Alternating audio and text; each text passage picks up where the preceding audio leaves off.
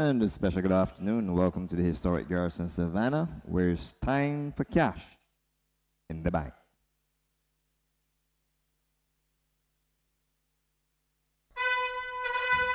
Get ready for your tips. It's time for Money in the Bank. And a special good afternoon. Welcome to the program Money in the Bank. I'm your host, Lyndon Yard, to be joined by Romel Paris. And together we shall endeavor to go through the festivities of today's program. This is the 6th day of the Barbados Turf Club first racing season for 2024, entitled Paying Tribute to the Heritage of the Garrison Historic Hopeful Race Day. And it features the running of the Garrison Savannah Handicap, which is race number 7 on today's 8-race program. Let's look at the races menu. The racing menu, while the horses are in the post-parade ring for race number 1. Program changes thus far. There is no change in race 1. No change in race 1.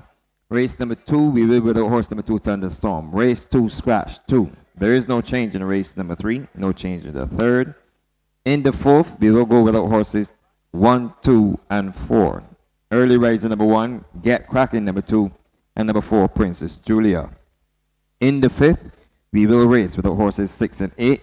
That's I Am Sid number 6 and number 8, Hot Stepper, who we will see in the afternoon's opener. There is no change in race number 6. No change in the 6th. In the 7th, we will go with the horses 4, 7, and 9. Horses 4, 7, and 9 don't go in the afternoon's feature race, which is Good Vibration, Indelible, and Mikal.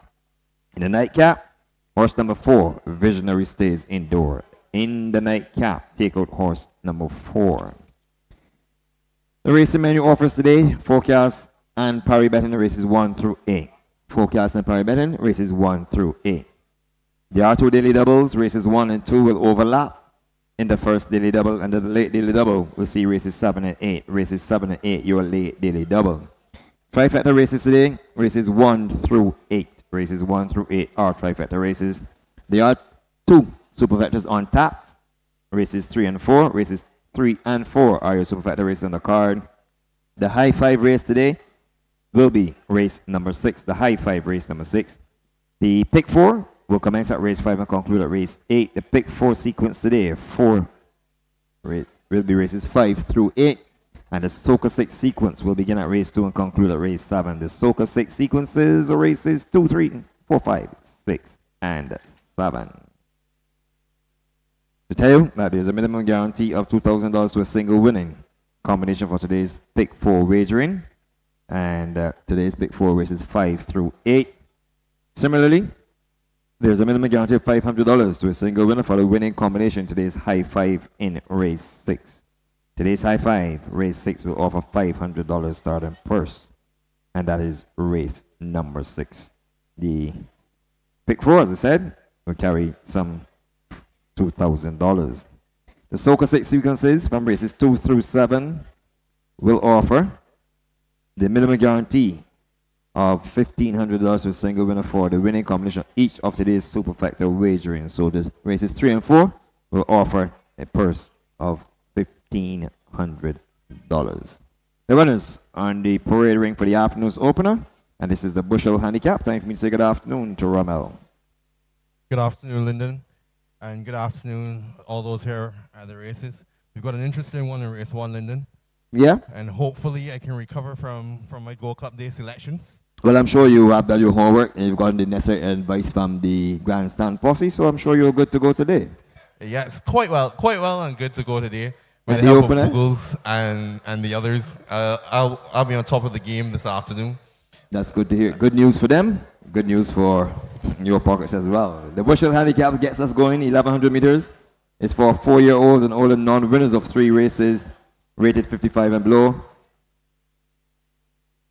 Preference to start in this race will go to winners of 2, then maidens. Romel have the starters for you. Starting with horse number 1, which is Jerusalem. This one is owned by Kenny Joseph and ridden by D.S. Gaskin. It will carry the weight of 100 and just let me get the correct weights for you. 130 pounds minus 7. So I'm saying 123 pounds, and this is in at 4 to 5. Number 2 is Hot Stepper. She's ridden by Ricky Walcott, trained by Andrew Nunez. In on the board at 7 to 2. Going on to number 4, Harley's Dream. This one is ridden by Rashid Hughes, trained by Robert Pierce, and in on the board at 6 to 1. 9 to 1 on horse number 4, Fantastic Move. This one is ridden by Demario Lopez and trained by Xavier Blanche. Number 5 is Indian Goal. Arthorpe Rise, trained by Dr. J. White, and in at 31 to 1. That's number 5, Indian Goal. Thorpe carries 7 pounds. He's a 7-pound claimer, so he should be carrying there 115 pounds. Also 115 pounds on horse number 6. This one is He's the One, ridden there by Aaron Daniel and trained by Ramel Lovell. He is in at 4 to 1, and 4 to 1 on horse number 7. That is Moondust. This is trained by Edward Walcott Jr. and ridden by Antonio Bishop. Lyndon, for you, an easy field for the starter. For me, it's a hope to put some money in the bank. What's your start? Well, let's hope that all is well with the drop on horse number 5, Indian Goal, Raheem Thorpe. Just taking a little tumble as the horse is a little frisky. But the horse is going down to the winner to the start. So I'm going to start with horse number 1 that's going down to the post parade. We'll have a gallop back up. This is Jerusalem as my winner. Deshaun Gaskin is in the irons. I hope that he will be heading back to Asabonia Downs, actually Century Mile, a little later on in the year to complete his assignment for 2024. Had a good season over there last year, a learning season where he was able to win 2 races. But Jerusalem has had good form. If you throw out the last 2 start spreaders, last start race, she was actually 3rd. She had back-to-back victories with Ricky Walker. Get 7 pounds off here with Deshaun Gaskin. And I think must make this weight increment count. On the inside, draw number 1, Jerusalem for owner trainer Kenny Joseph as my winner with Deshaun Gaskin in the irons. Your winner. I am also going to stick with horse number 1, Jerusalem. I think there's no one here really up front to tackle her in the early speed fractions. And with that aspect, for me, putting 2 or 3 on them in the early first furlongs, I think she's going to make it all and make her way home. Well, I see that you've made some improvement. You've decided to go with me. That's a good sign for change, as opposed to sticking to what the grandstand posse gave you last year. So you're on the right road. You're on the right foot, I should say. On my second line, I'm going to take He's the One. This was the winner on the 3rd of February, going 1,100 meters, taking 112 pounds on that occasion, and steps up by 3 pounds to 115 pounds. Wouldn't be disadvantaged. I always say that horses generally improve. The equipment today, a tongue tie and a left eye shield, if my memory serves me correct.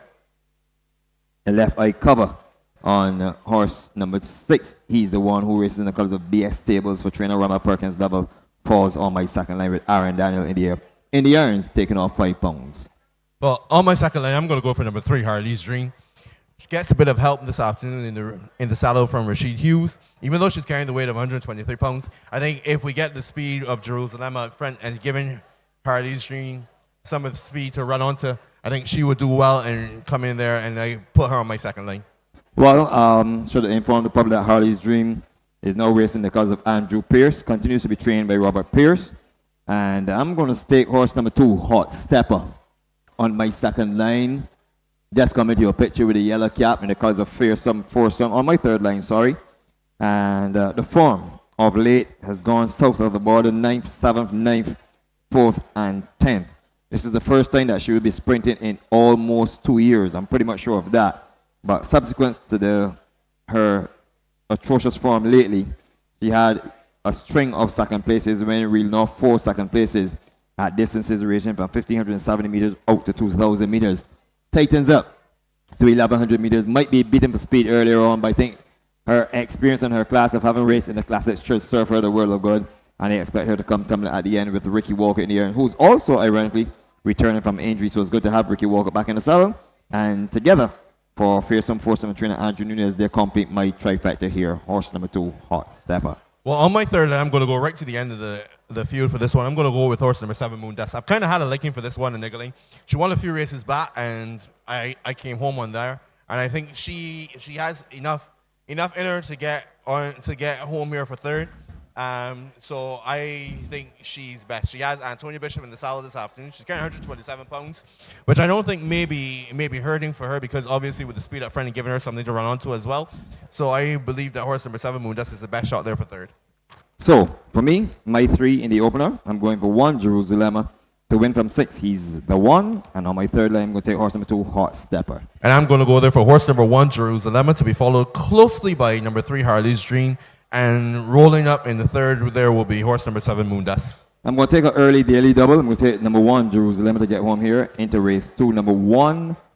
And back that with number 3. Sorry, back that with number 10. Voltaire is only going to cost you $2. 1 in race 1 into 1 and 10 in race 2. Your early double. Well, I will go with 1 in race 1, and I will take that into horse number 6 in race 2, Maricosa Princess.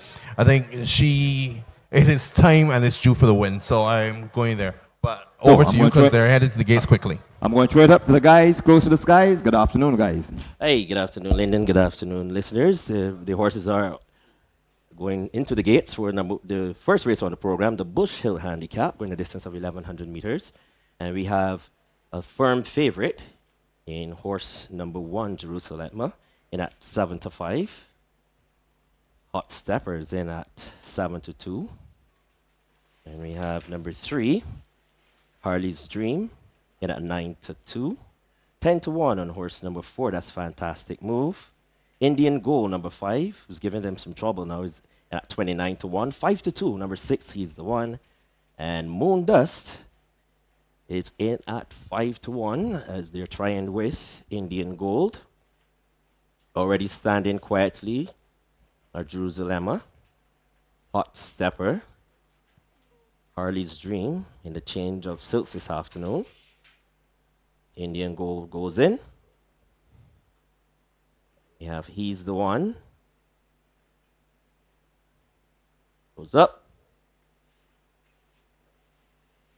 Then, the last to be loaded, Moondust. They're all in. Set for a start. And away they go. Best into stride is Jerusalem. So it's Jerusalem in front, as expected by a length. In second position is Fantastic Move. Going up into third position is He's the One. In the 3 path is Moondust. Then comes Hot Stepper, Harley's Dream, and Indian Gold. That's the field as they pass the 4. And up front, quite comfortably, is Jerusalem by about 2 lengths. He's the One races into second. Along the rails is Fantastic Move. Moondust gets ever closer as they pass the 3 furlong pole. Then in the about 2 lengths or so behind them is Hot Stepper, who's getting ever closer. Then comes Harley's Dream, and at the back of affairs is Indian Gold. They've done the opening quarter in a brisk 24-3. As they come with us about a furlong and a half to go, and it is still Jerusalem in front. On the outside, here comes Moondust. Even further on the outside, here comes Hot Stepper. Inside the final furlong they come, and it is Jerusalem. Here comes Hot Stepper flying on the outside. Also, here comes Moondust, and down the stretch they come. It's Jerusalem. She may just do enough to get home. Yes, she does. Jerusalem wins it from Moondust. Finishing well was Harley's Dream. Then came Hot Stepper. Fantastic Move. Oh, down goes the boy. Oh, some trouble there in the bend. Indian Goal. Oh my, oh my. 107-1 is the final time. In a moment, we'll have the unofficial placings for you.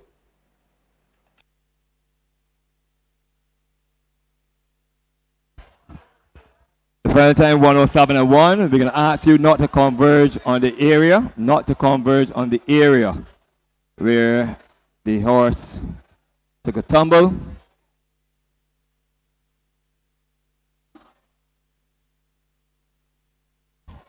So you can ask patrons to stay off the track. You can just ask patrons to stay off the track.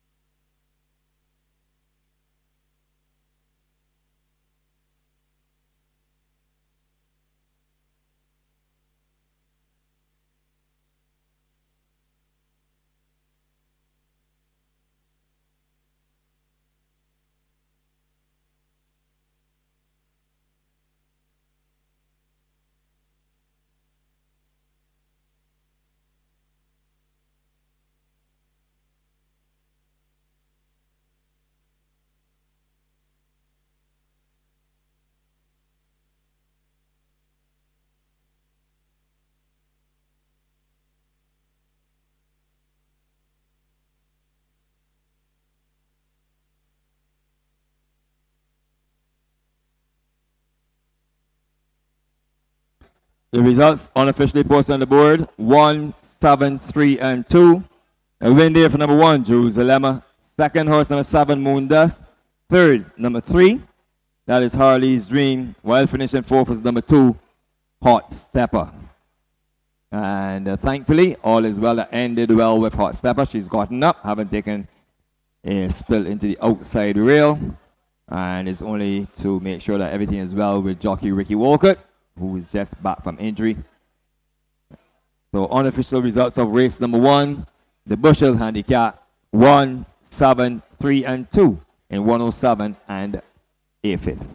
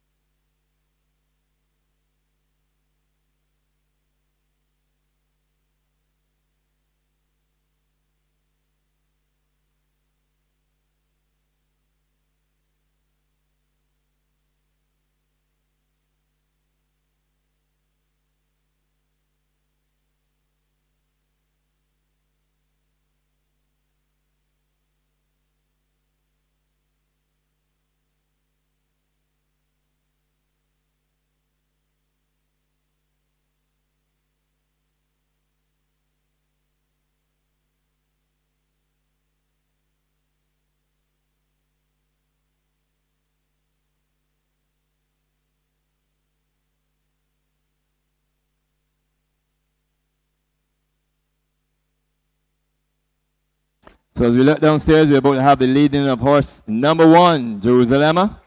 And here comes the winner. This is horse number 1, Jerusalem, being led in by the father and son team of Eustace Joseph and his son Kenny Joseph, who owns and trains this one.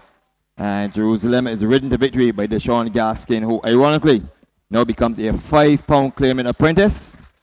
So effectively today, from this race on, all of young Deshaun Gaskin's rise will pay him 5 pounds and not the customary 7. Jerusalem is a 6-year-old bay mare by Show Me the Money out of Dancing Lady, and owned and trained and groomed by Kenny Joseph.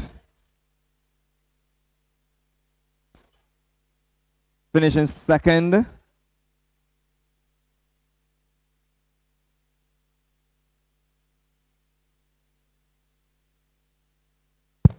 Finishing second there was horse number 7. This is Moondust. Moondust is a 5-year-old chestnut mare out of King of the Jungle. Listening. She's owned by Mrs. Gay Smith, ridden there by Antonio Bishop and trained by Edward Walker Jr. And third was horse number 3. This is Harley's Dream. She's owned now by Mr. Andrew Pierce, ridden there by Richard Hughes and Robert Pierce. SCM is the trainer there. On our fourth line was horse number 2, Hot Stepper. Hot Stepper, who is out of Ashdown and Fernandina. She's owned by Fearsome Foursome, ridden today by Ricky Walcott and trained by Andrew Nunez. And as we see the winner in the parade ring taking his pictures now, over to you, Lyndon. Much Romel. Posted on the board 1, 7, 3, and 2 unofficial, of course. The results of the Bushel Handicap. Your indulgence, the time there's 107 and the 5th. Before the running of race number 2, the Stafford House, a lot of weights race, which goes over 1,570 meters for West Sydney bred 3-year-old maidens. The post time schedule there is 2:05 in the afternoon. We will have a delay, so we are begging your indulgence. While jockey Ricky Walker is being assessed by the medical team, the staff here at the Turf Club, the ground staff who work so assiduously, are on the job in terms of trying to repair the outside fence, which was damaged during the fall there by horse number 2, Hot Stepper. So we beg your indulgence. We will have some delay into the run of race number 2 as a result of that fall in race 1 by jockey Ricky Walker and Hot Stepper. And hope that all is well with jockey Ricky Walker. Hot Stepper did walk away. And we hope that all is well with her as well. And we'll have some repairs to be done on the outside rail there by the paddock bend. Just about 28 minutes on the clock to the run of the afternoon's second race. Thank you.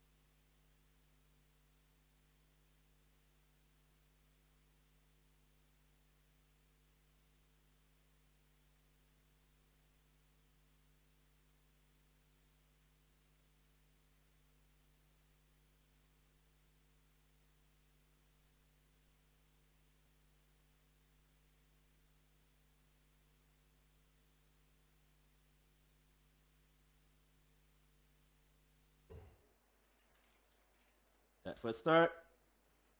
And away they go. Best into stride is Jerusalem.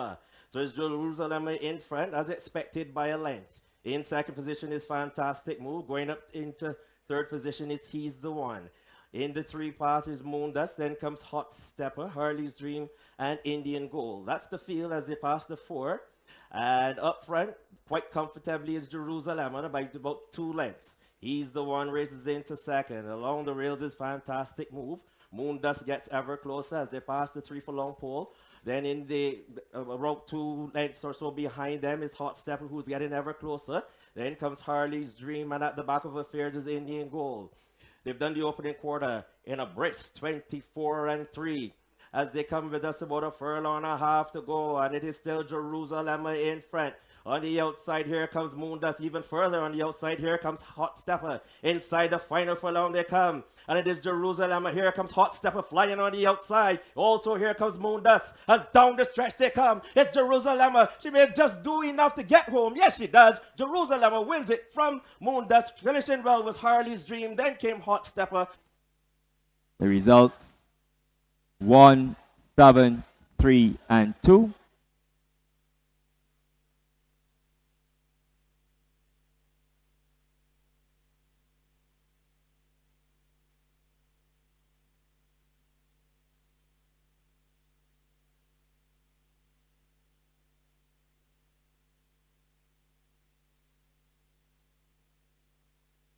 Your attention. This page is for trainer Andrew Nunez. You are asked to report to the vet in the saddling area. Trainer Andrew Nunez, you are asked to report to the vet in the saddling area. Thank you.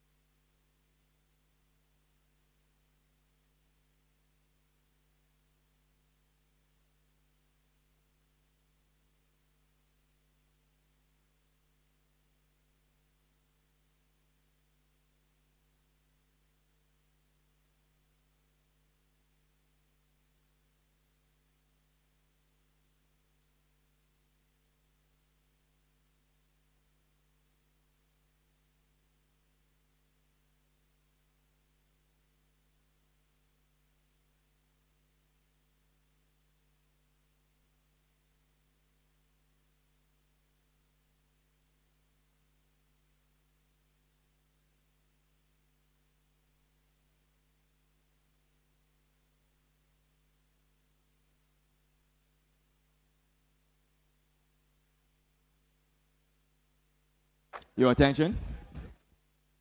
There is already a change in the upcoming second race.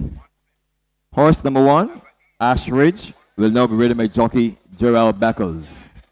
Race 2, horse number 1, change of rider.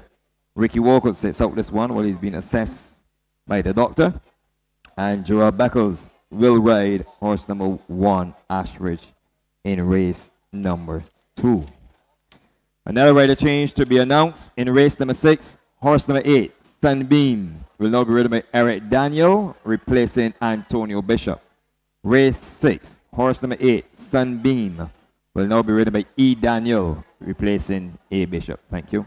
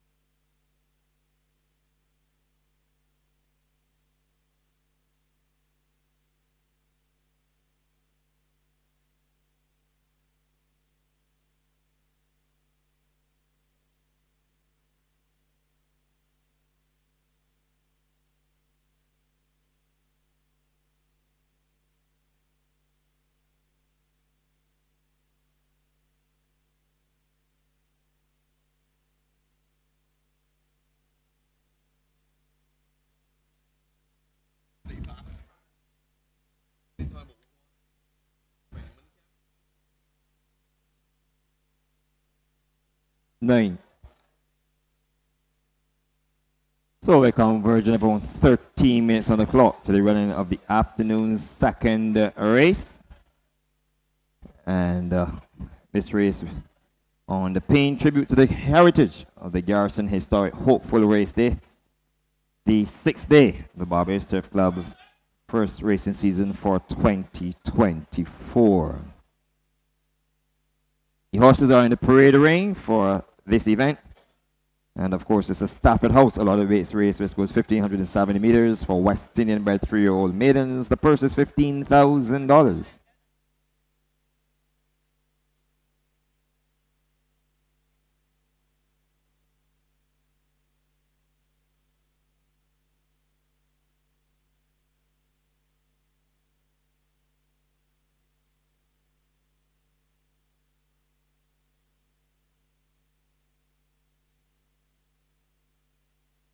And I'm back with you for the runners of race number 2, the Stafford House, a lot of weights race, going 1,570 meters. Ashridge is horse number 1, owned by Fearsome Foursome, trained by Andrew Nunes, ridden by Gerald Beckles, 123 pounds on number 1, Ashridge. Number 3, Heroes Day, owned by Bills Inc., trained by Victor Cheeseman, ridden by Delano Lopez, 123 pounds, and Heroes Day is fitted with a tongue tie.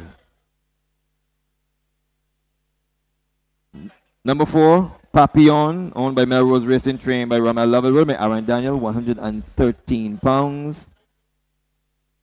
On that one, just beg your indulgence once again while I try to sort a couple things out. Number 5, Queen's Consort, 118 pounds. Eric Daniel in the irons for trainer Robert Pierce, and this is the property of Melrose Racing. Number 6, Mokosa Princess, owned by Some Guys and a Gal, trained by Richard Dean, ridden by Rhea Williams, 118 pounds. The equipment she's fitted with is a visor. Number 7, Miss Universe, please note, we're racing the cause of Mrs. Jones, Mrs. Diana Jones, please note, Miss Universe. Horse number 7, we'll race in the cause of Mrs. Diana Jones. She is fitted with a tongue tie, carries 118 minus 7, 111 plus 4, 115 pounds. Raheem Thorpe is aboard. Number 7, Miss Universe, in the colors of Diane Jones, Raheem Thorpe, 115. Into red is horse number 8, 111 pounds. Darrell Croney is in the irons for his father, Anthony Croney, and Richard Dean is your trainer. Number 9, Jackson, owned by Moon and Son, trained by Tremaine Hines, ridden by Rashid Hughes, carries 123 pounds to post, and Jackson, for his second career start, is fitted with a tongue tie. On the outside, we get number 10, Voltava, owned by Bills Inc., the second runner here for this combination of Bills Inc. and trainer Victor Cheeseman. 111 pounds is the weight. Devontae Prescott is in the irons, and Voltava is fitted with blinkers. On the outside, number 10, Voltava in blinkers, 111, with Devontae Prescott in the irons. With that, it's time for Money in the Bank. Get ready for your tips. It's time for Money in the Bank. Well, Ramel, we are seeking a winner. Congratulations on finally getting to the winner's enclosure. Thank you very much, Lyndon. So let's find your winner here for starters. Let's see if you can go 100% by race number 2. In race number 2, I like horse number 6, Maricosa Princess. I think she is a closer, and if she gets a bit of speed here in this first race, she should run a good race. She ran second last time by being bitten by a head, and she comes back with the same equipment this week, and I think she has a shot of winning here again, of winning here this afternoon. I'm going to take horse number 1, just come into your picture. This is Ashridge. Not exposed, change of rider. Gerald Beckles sits in for Ricky Walker, who's out with a little bit of an injury. This 3-year-old colt by Infrared out of San Sushi. A little frisky as well. Beckles presses the eject button very quickly. Looks a little concerned. Looks at her very suspiciously, climbs back aboard. Looks at him very suspiciously, climbs back aboard. And will make their way down to the start. Finished third in his only race when beaten 12 lengths over 1,100 meters by Marvel, who we saw on Gold Cup Day, returned to finish off the board. Stretches out to 1,570 meters. There might be some question mark from the dam side, Sansushi, who also won at 1,570 meters, however. But no doubt about the Sarah side in infrared. So my winner's horse number 1, Astridge. Your second line. On my second line, I'm going to go for horse number 1, Astridge. I think, even though running third last time, I think this time experience is going to beat her, and I believe that's why I put Mariposa Princess on my first. And on my second line, I'm going to beat him, and this time I believe that he's best in second. On my third line, I'm going for Volteva. Got 2 in here for Bills Inc. On my second line, which is the white body with blue stripes, red letters. Typical Bills Inc. colors. I think that in this step up of 1,570 meters, she was on place in her first attempt at 1,570 meters. She did run third last race. This to Gryffindor, who was a very impressive winner by 6 lengths when going 1,000 meters. And she stretches out by Dorset out of Rostova. And I think that she wouldn't be disadvantaged with this weight of 111 pounds and the stretch out. She should welcome. This field is no stellar field by any stretch of the imagination. So horse number 10, Volteva, falls on my second line. Your third line? On my third line here, I'm going to go for horse number 3, Heroes Day. A fourth last time out, third time before, and 2/5 from our 4 starts. And from his 4th start, he carries 123 pounds today. He has the Mario Lopez in this irons, and Victor Cheeseman is a trainer. And I think Victor Cheeseman needs to prove a point here for me, and I think this is one of his horses for the future, especially looking at classics coming up in the not too near future. And I think Heroes Day will prove a point here running third. To complete my trifecta, I'm going to take horse number 6. And that is Mariposa Princess. She is exposed. She did run an excellent race last time when finishing second at 1,100 meters. Her 2 attempts at 1,570 meters have yielded a 7th and a 4th place finish. And if she could bring that experience of 7 starts to bear here, I suspect that she must have an excellent chance. But for the time being, I'm content to sit her on my third line. So 1, 10, and 6 for me, my trifecta. And mine is 6, 1, and 3. My trifecta there. Well, we're going to dive into the Soca 6 sequences. It begins in this event. So in order to stand a chance to win today's Soca 6, you must make your wagering from this event. So I'm going to take 1 and 3 in race 2. I'm going to make a cheap ticket. 1 and 3 in race 2. I'm going 3 and 8 in race 3. That's $4. I'm going single number 3 in race number 4. So you're still at $4. Race number 5, a little more difficult. I'm going 5, 1, and 2. So that will be 3 horses in race number 5, 5, 1, and 2. In the 6th race, also a little tough here, but I'm going to take a double. I'm going to take 1 and 9 in race number 6. And to complete my Soca 6 sequence, I'm going to take 1 and 8 in race number 7. So let me give you the first 1 and 3 in race 2. 3 and 8 in race number 3. That's $4. A single of number 3 in race 4 keeps it at $4. I'm going to take 3 in race number 5, making it $12. 1, 2, and 5. I'm going to take 2 in race number 6, 1 and 9, making it $24. And I'm going to double that with 1 and 8 in race number 7. I'm spending $48 for my Soca 6. Well, I'll be a little better and I'll give you a $16 bet there. I'll go in race 2, horse number 6, Mariposa Princess. Race 3, 3 and 9, which would be Impeachment and 9 Golden Touch. Race 4, 3, Thunder Lady. Race 5, I'm going to stick with 5 and 10, which is Priceless and Red Eagle.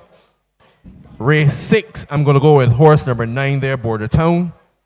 And in race number 7, I'm going to go with horse number 1, Aries, and horse number 5, Mirror of the Sky. So there you have your Soca 6 sequences for today's Soca 6 sequence. Barbados Lottery Soca 6. Get your bets on. Don't get shut out of the window. Just about 5 minutes on the clock to the run of the afternoon's second race, where I can tell you the horses are beginning to load up. So I'm throwing it up to the guys in the skies.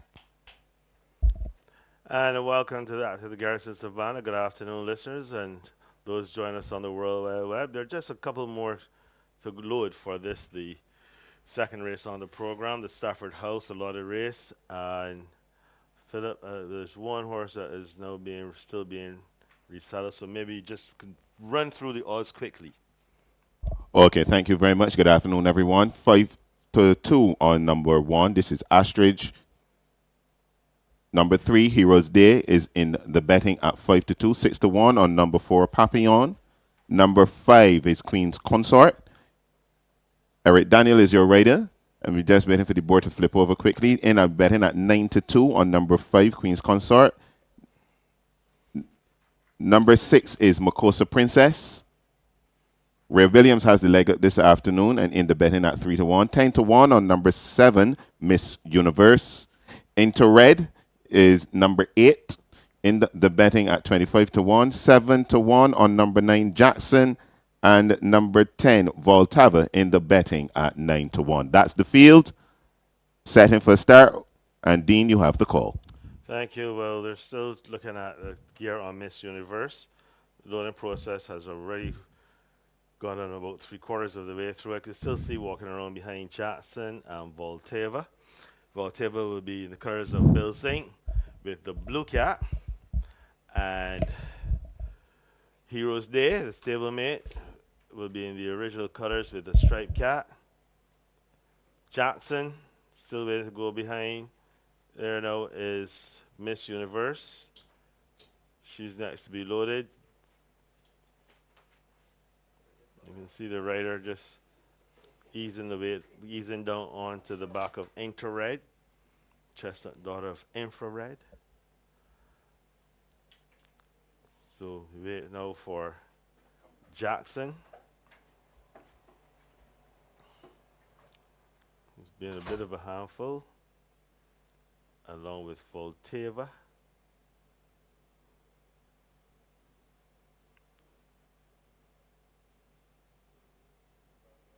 Jackson and Voltava still outside, just 2 more to load, being a bit of a handful.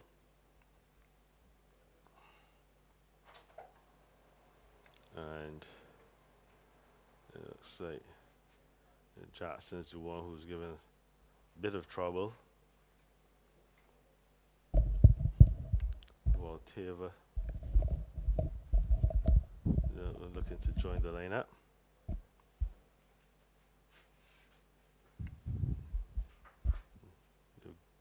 It looks like they've got Jackson in. Voltava joins the lineup. So they're locked away. Under starters orders. Lights flashing. Racing. And a little bit of bumping. Makosa Princess and Papillon a little slow to go along with Into Red. But as they come off the shooting onto the main course, it is Queen Consort in the middle of the course who leads. From on the inside of her in the white cap is Heroes Day. Down the inside is Astrid in the green. On the outside, Miss Universe in the red and white jacket. Towards the outside, blue cap is Voltava. Down the inside, Papillon, gray and pink. Blue and yellow silk towards the outside is Jackson. And Makosa Princess, after a hesitant beginning in the green's jacket, has caught the rather riders. As they go past the 5 furlong marker, opening quarter, 25-2. And it's Queen's Consort who goes on to lead just by 3/4 of a length from Papillon. On the outside is Heroes Day. Then there's Ashrid. Makosa Princess has got a lovely run up the inside. Then there's Miss Universe, Jackson, and the back marker is Voltava. The half mile was completed in 51-2. They go over the hill. They've got 3 furlongs left to travel. And it's Queen's Consort and Papillon who are in front. On the outside, going right by the nose, Heroes Day, who sweeps through and picks it up. Heroes Day now leads by 3/4 of a length from Queen's Consort. Papillon is next. Then on the outside is Ashridge. On the inside, making ground on the inside is Makosa Princess. And they're homeward bound. And Heroes Days in front on the right-hand drive, but here comes Papillon to ask a question. It's Heroes Day drifting. Papillon determined. Makosa Princess closing, and so to his Ashridge, but Heroes Day and Papillon duke it out. Heroes Day has done enough, wins it. From Papillon on the outside, which Ashridge, then King and Queen's Consort, Makosa Princess next, and the last one home was Miss Universe. So winner came home in 140 flat.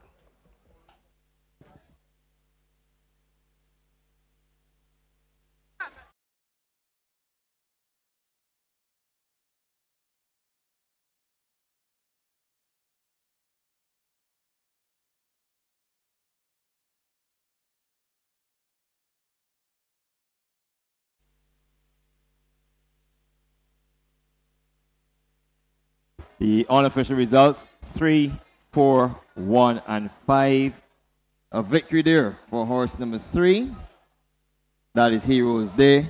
Second, horse number 4, Papillon. Third, horse number 1, Ashridge. And fourth, horse number 5, Queen's Consort. 3, 4, 1, and 5 in 140 flat.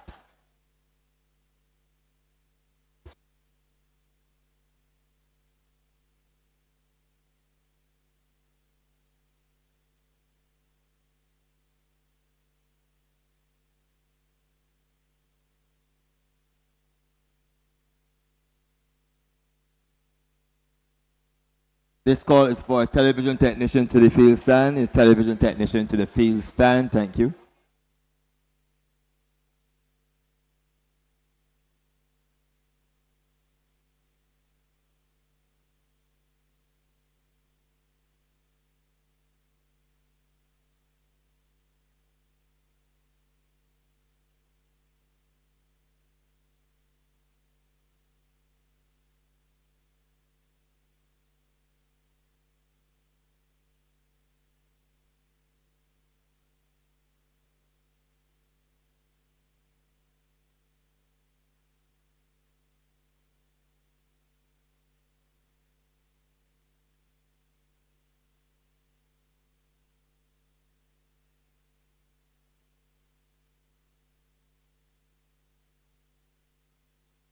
Okay, we also offer our apologies since we're having some technical difficulties. The internet apparently is doing as it has been doing for quite a while.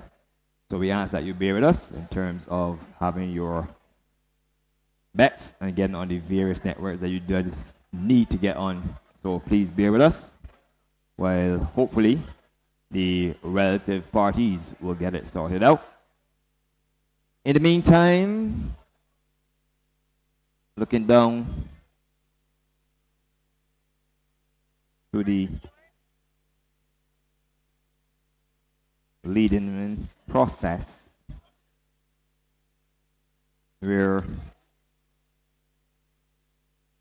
the winner is now about to be led in. So here comes the winner. And this is horse number 3, Heroes Day. A 3-year-old bay colt by Aston Martin out of Super Lady, owned by Bills Inc., trained by Victor Cheeseman, ridden to victory by Delana Lopez. So congratulations to the connections. Horse number 3, Heroes Day. And this follows up his good form when he did finish 3rd on Gold Cup Day behind Mercedes and Delilah. So basically, actually finished 4th, dead heated for that 4th position behind Mercedes, Delilah, and San Antonio. Remar Simmons is the groom, so congratulations to them. So good to see the Bills Inc. colors back in the winners' enclosure. When last seen in the winners' enclosure, I think Gandalf would have been the one to have worn these colors to the winners' enclosure. Finishing second was horse number 4, Papillon, running to date his best race. And she is a 3-year-old filly by Aston Martin out of Saint-Tropez. And this gives Aston Martin the starting a 1-2 in here. This is the property of Melrose Racing, trained by Remel Level. Winner by Aaron Daniel, took 113 pounds, finished in second. Third went to the number 1 horse. This is your favorite, Ashridge. A 3-year-old colt by Infrared out of San Sushi. Winner by Gerald Beckers, took 123 pounds for Fearsome Foursome, the owners and trainer Andrew Nunez. While fourth went to horse number 5, Queen's Consort, the early leader. A 3-year-old chestnut filly by Aston Martin. So give Aston Martin a 1-2-4 in this event. Out of In the Pink, owned by Melrose Racing, trained by Robert Pierce and a little bit Eric Daniels. So effectively Melrose Racing copping positions 2 and 4. And on that occasion, if I'm just going to be technically smart, the brothers, Aaron and Eric, finished 2nd and 4th. So unofficial on the board, 3, 4, 1, and 5 for the time for the Stafford House. A lot of weights race, 140 flat. Up next is the afternoon's third race. We have a post time schedule of 2:40 in the afternoon. That's the Pavilion Court handicap, which is for 3 years and older horses rated 55 to 35, traversing 1,100 meters. Thank you.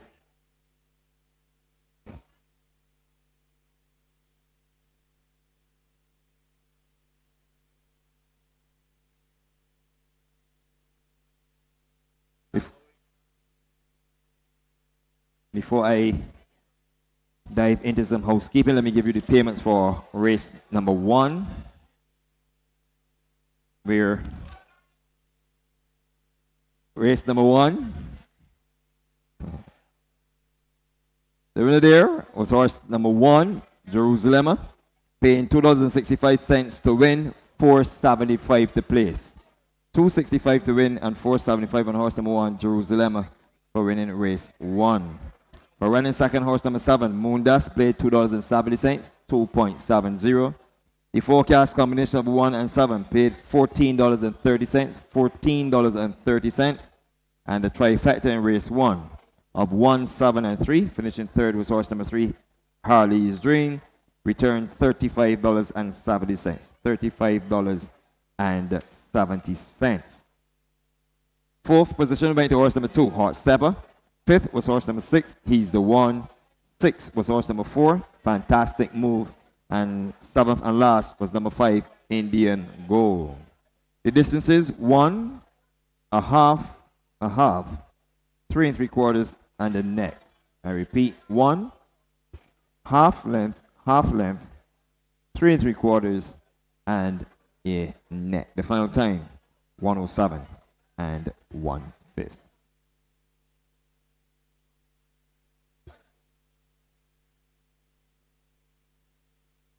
Some housekeeping information for you. And they can tell you that the next race day for the Barbados Turf Club, effectively, will be on Saturday the 30th of March. Yes, there's another race day in this month. That's the 7th day of the Barbados Turf Club first racing season, the 30th of March. And that race day is entitled the Easter Race Day. Entries will close on Wednesday, the 20th of March. This is this Wednesday at 10 a.m. at the office of the Barbados Turf Club. Entries for the Barbados Turf Club's 7th day of its first racing season to be run on Saturday, the 30th of March, will close on Wednesday, the 20th of March at 10 a.m. Copy that, stores. Can confirm for you that race number 2 has been declared official. Race 2 has been declared official. The winner, horse number 3, Heroes Day, finishing second. Horse number 4, Papillon, third. Went to horse number 1, Ash Ridge, while finishing 4th was horse number 5, Queen's Consort. The race has been declared official. Thank you very much, George.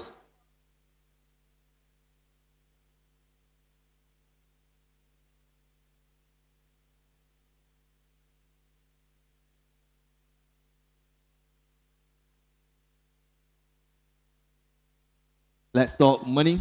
Let's talk the lottery. And everybody wants some money. Of course, the Barbados Lottery supporters of sports, youth, and culture, and sponsors of horse racing for a number of years, going back eons. And let me tell you what is in store for the races and the lottery. Tonight's Mega 6 jackpot stands at $2,640,000, $640,000 for tonight's Mega 6 jackpot. The Super Lotto jackpot stands at $3,010,000. That will be drawn on Tuesday, the 19th of March. The Super Lotto jackpot, $3,010,000 to be drawn on Tuesday, the 19th of March.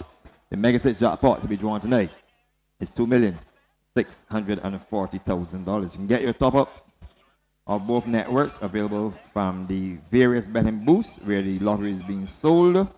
Scratch tickets, all the various games are available, and your double draw, the remaining double draws for today. So once again, get all your scratch tickets, your double draw tickets from the various betting booths where the Barbados lottery is being sold. Thank you.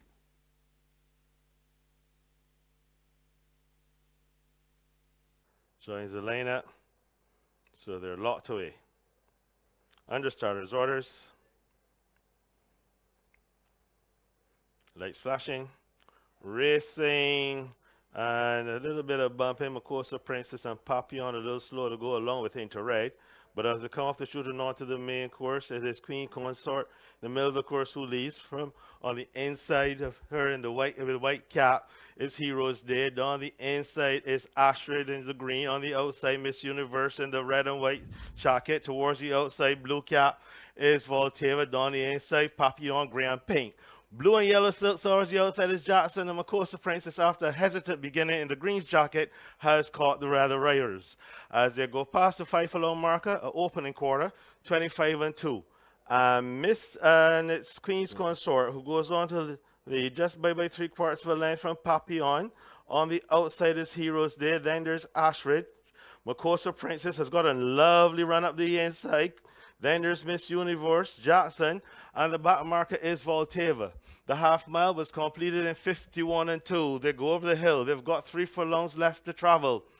And it's Queen's Consort and Papillon who are in front. On the outside, going right by them, is Heroes Day, who sweeps through and picks it up. Heroes Day now leaves by 3/4 of a length from Queen's Consort. Papillon is next. Then on the outside is Ashridge. On the inside, making ground on the inside is Makosa Princess.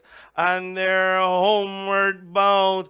And Heroes Day is in front on the right-hand drive. But here comes Papillon to ask a question. It's Heroes Day drifting. Papillon determined. Makosa Princess closing. And so too is Ashridge. But Heroes Day and Papillon duke it out. Heroes Day has done enough, wins it. From Papillon on the outside was Ashred, then came Queen's Consort, Makosa Princess next, and the last one home was Miss Universe. So winner came home in 140 flat.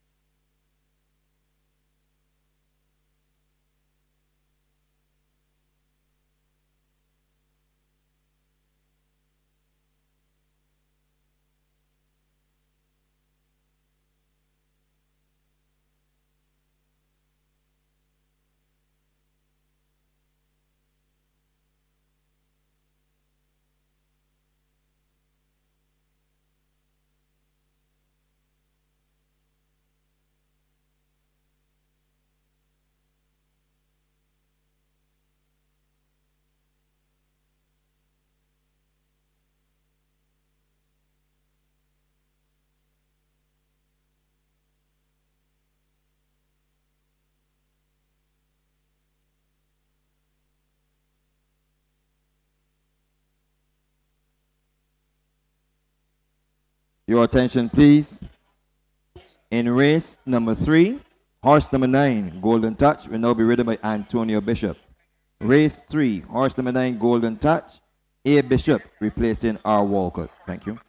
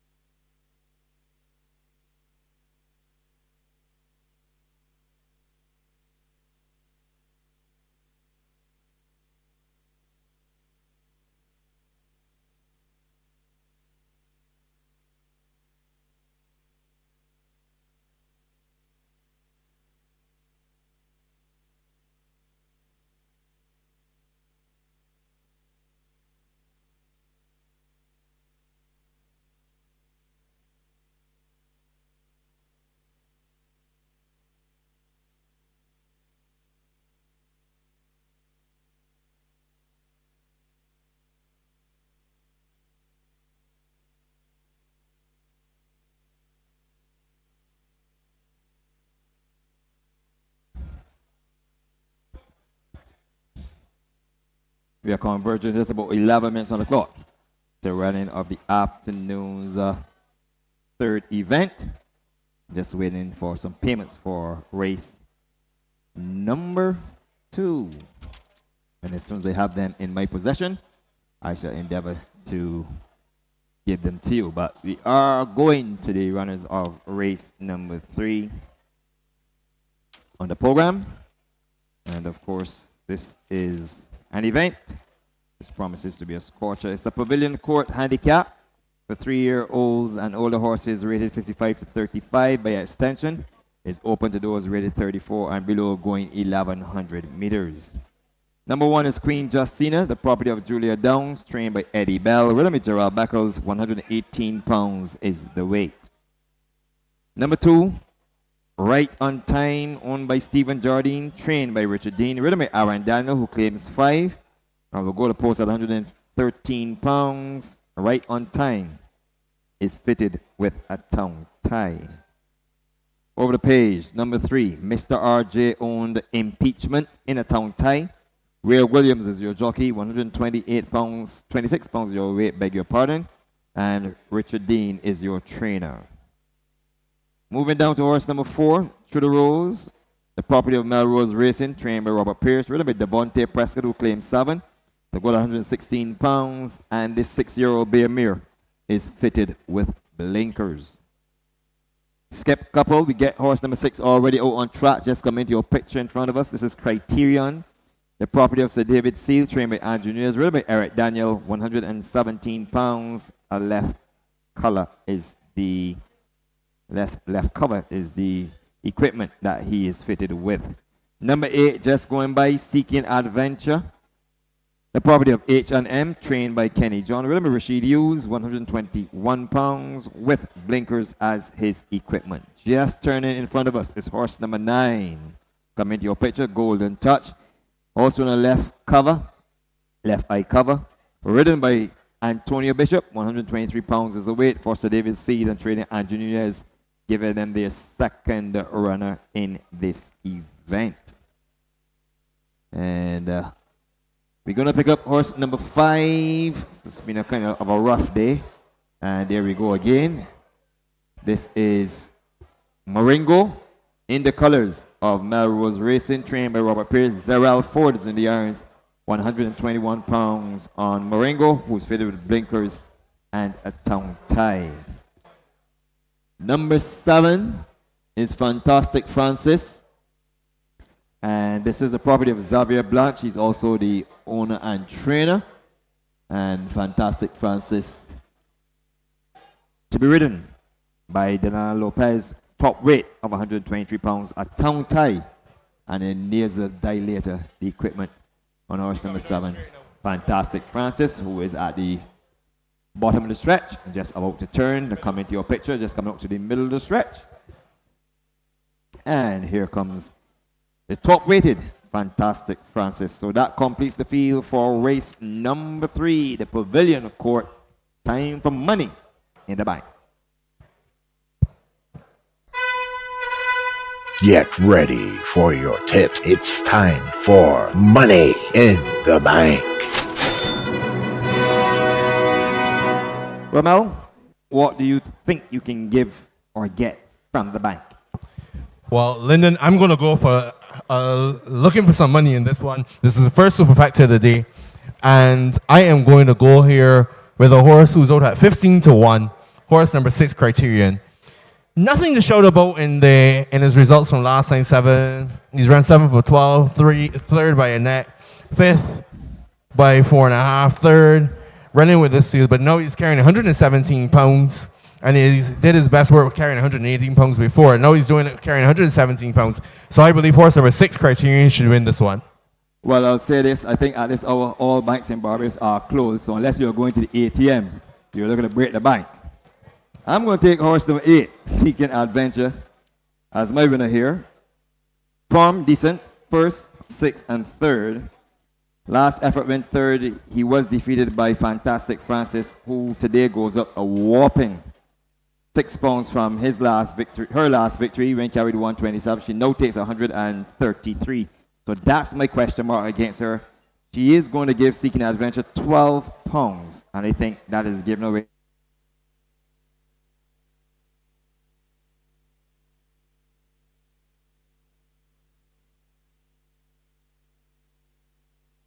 Race number 3. On my second line, I'm going to go for horse number 7, Fantastic Francis. The 133 pounds being the factor here, which we all think, but who never know? You never know when it comes to this one. Fantastic Francis, she has had a few good starts lately. A 1st, a 3rd, a 1st, a 3rd. So she's been on the money for her last few starts.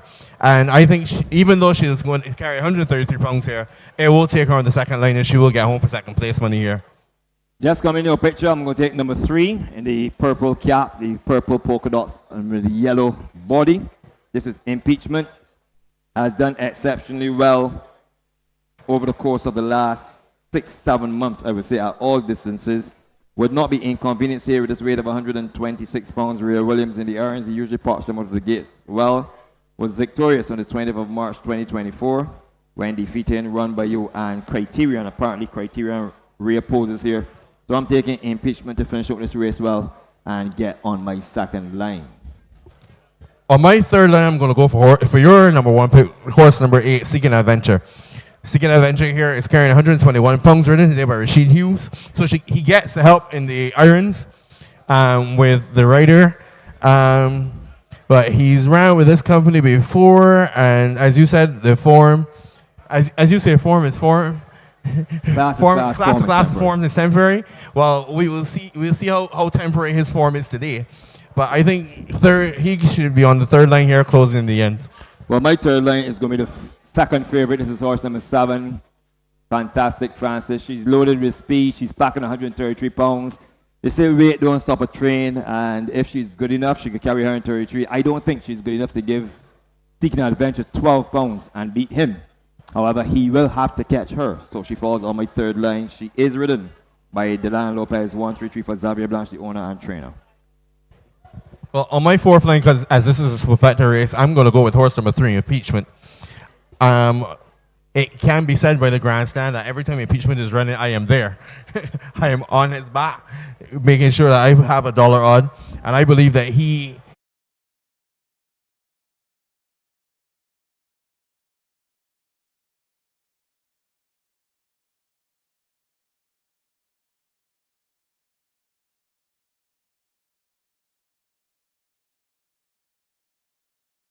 Red cap, black body, and red sleeve.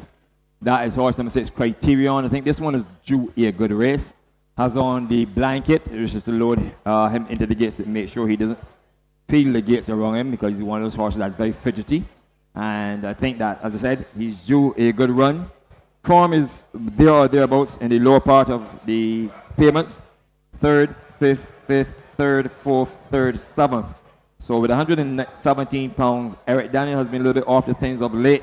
This is a good wake-up call for him. If he can get a victory here, it will be even more exciting. Present on the board at 8-1. That's a good bet. But I'm going to place them on my fourth line for this the afternoon's first superfecta. So my picks for this one is 6 being Criterion, 7 Fantastic Francis, 8 being Seeking Adventure, and 4th would be their horse number 3 Impeachment. Yours, Lyndon? I'm taking 8 Seeking Adventure, 3 Impeachment second, 7 Fantastic Francis the favorite in third, and on my fourth line I'm going for horse number 6 Criterion. 2 minutes on the clock. Time to throw it up to the guys close to the skies. Thank you very much, Lyndon. As the loading process has started, already Queen Justina goes in. Also, it is right on time. In new colors this afternoon is Marengo. And Marengo goes in. Also going in is Fantastic Francis. We have Golden Touch being partnered by Antonio Bishop. Looks like that's Ricky Walcott took a little spill earlier this afternoon. Hope he's okay. 14-1 on horse number 1, Queen Justina. Right on time is in at 12. 5-2 on number 3, and that one is Impeachment. To the Rose, number 4 is at 7-1. 16-1 on horse number 5, Marengo. You got that's very good there. 16-1. 7-1 on number 6, Criterion. Fantastic Francis is your 2-1 favorite. 5-2 on number 8, Latest Seeking Adventure. And 8-1 on Golden Touch. Yes, Lyndon. Just a little control with the breathing. Someone is breathing through the microphones while you are talking. Okay, thank you very much.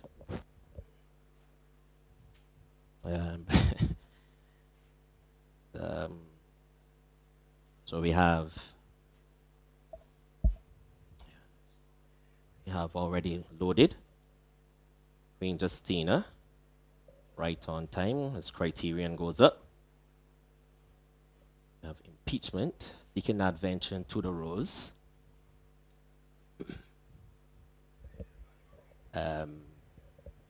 As Criterion goes in, we're not waiting on Impeachment. Ray Williams, as Impeachment goes up just off a bit. Here, Impeachment, 126 pounds and a tongue tie. Just waiting for him to go up just a little. He's a little hesitant this afternoon. It's a very warm day here at the Garrison Savannah. I'd say warm, but it's extremely hot, I should say. And Impeachment. He's not an old stager. He understands racing. Not his first time. As the jock dismounts, I'm going to try just to lead him in. And he does so. Oh, yes. Different strategies for different horses. As Impeachment goes up and goes in. We're now waiting for To the Rose and Seeking Adventure. As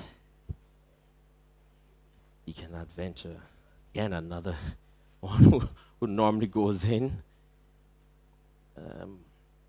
It's a little hesitant as well. And he goes up, goes in, and we're just waiting for To the Rose to complete the field. And Rose goes up, she goes in, they're all in, set for start. And away they go, and Impeachment got a lovely break from on the inside, but Fantastic Francis, goes on by. Also going on by now is Golden Touch. Along the rails in third position is Marengo. Seeking Adventure, that's the top 4. Then comes Impeachment, who drops off. Then comes Right on Time, To the Rose, and at the back of affairs is Queen Justina. That's the way the racers, they head up the hill, and up front is Fantastic Francis. She's in front now by 3 parts of a length from Golden Touch. As they pass the 3 furlong pole, then there's a gap of about 3 or 4 lengths to Marengo. Seeking Adventures, the next one through. Then comes Impeachment to the Rose. Then on the outside is Criterion, right on time. And Queen Justina is still tailed off badly. They've done the opening quarter in 25-1 as they come with just about a furlong and a half to go. And it is Fantastic Francis coming by on the outside. Looks like Marengo inside the final furlong. And it is Marengo in front now just by about 3 parts of a length. Seeking Adventures looking for racing room. And down the stretch they come. And it is Marengo in front. Marengo in different colors this afternoon. Marengo wins it. Seeking Adventures second. Then came Criterion with a grand run on the outside. Impeachment. And then at the back of affairs was Queen Justina. 107 flat. In a moment, your official placings for you. And the final time, 107 flat for the running of the afternoon's third race, the Pavilion Court Handicap. A maiden victory for apprentice jockey Zerel Ford. Congratulations. As we await the results to be posted on the board.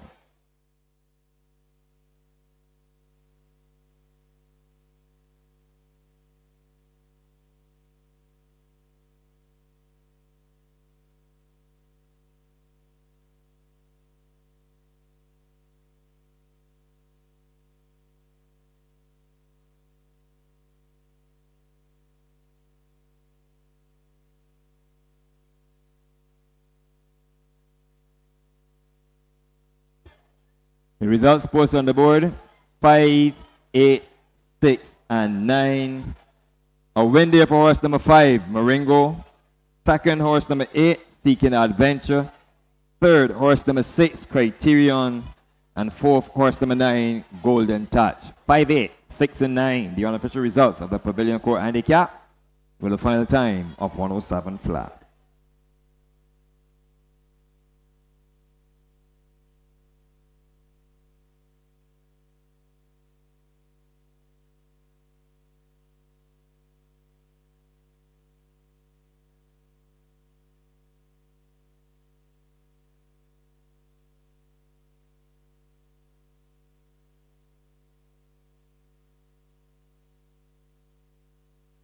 In the meantime, while we wait for the winner to come back, I can give you the payments for race number 2.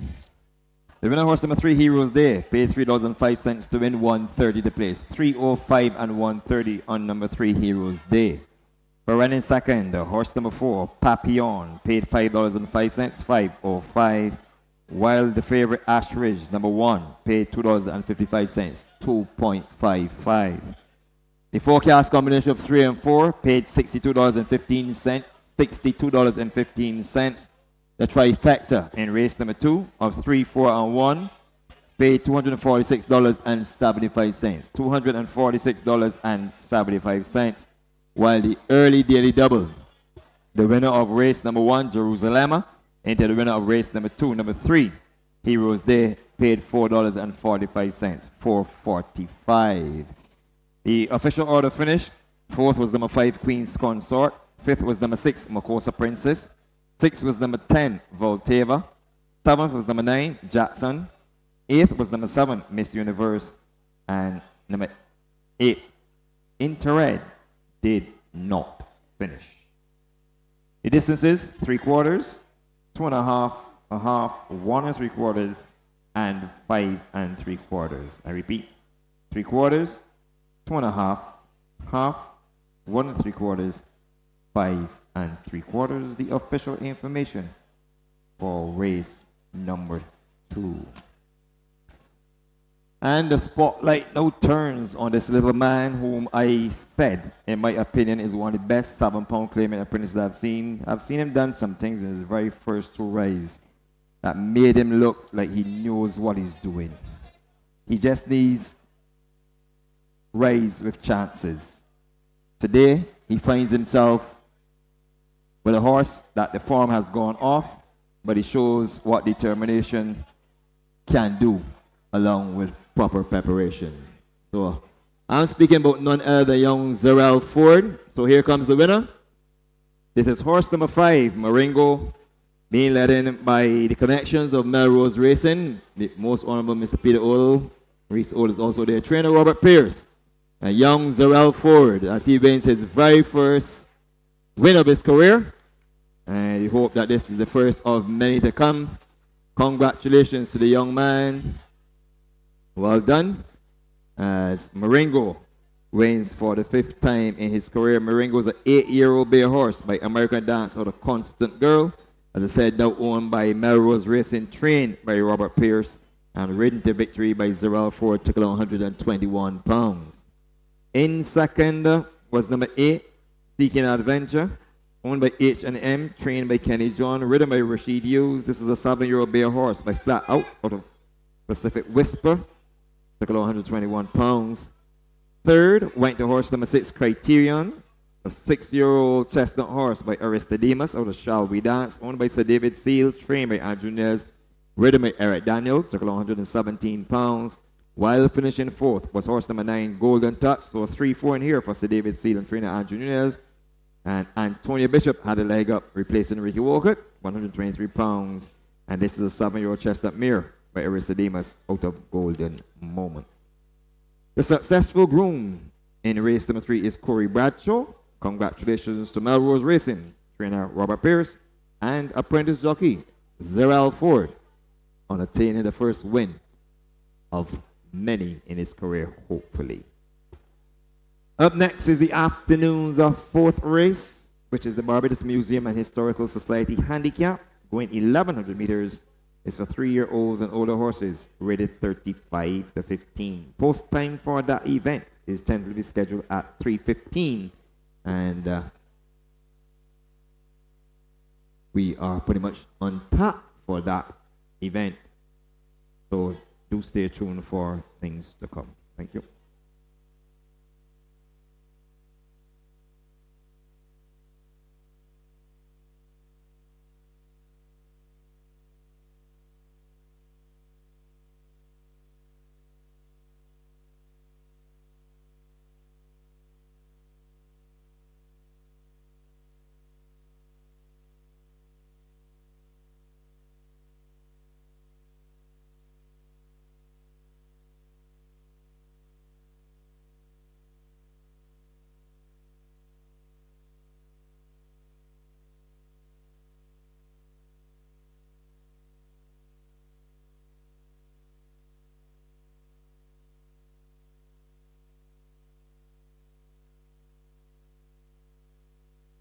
Your attention, due to some technical difficulties we are having, only one teller machine is working in the grandstand, so you're asked to gather your bets either in the field stand or to your left by the chandler stands.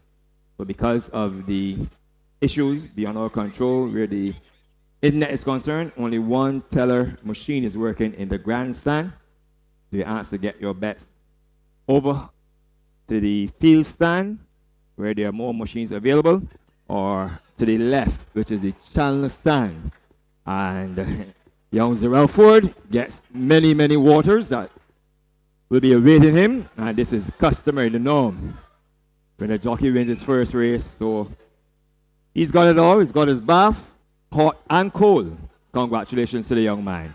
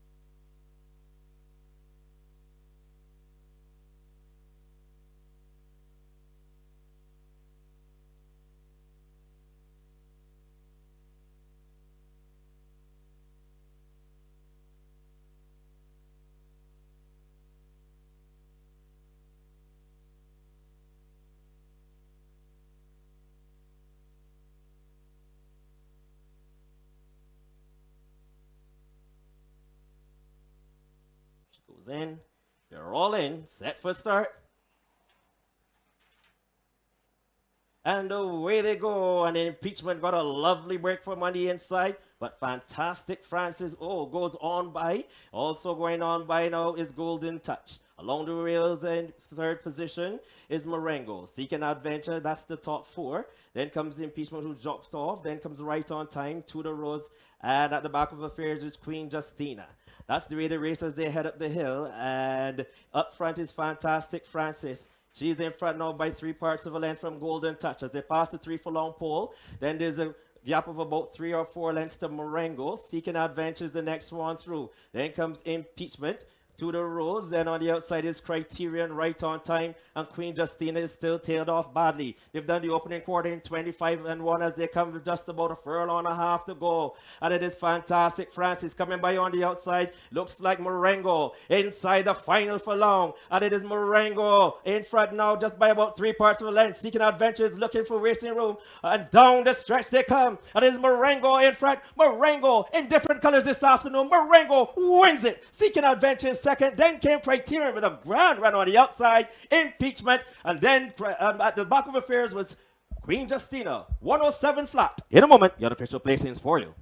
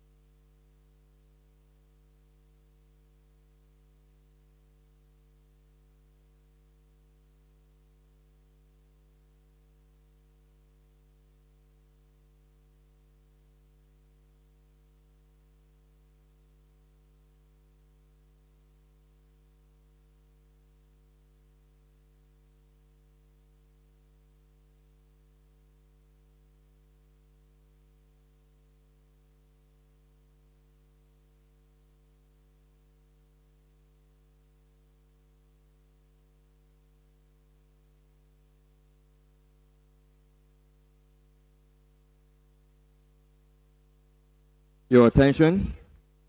We have some further rider changes for you with reference to the injury sustained by jockey Ricky Walcott.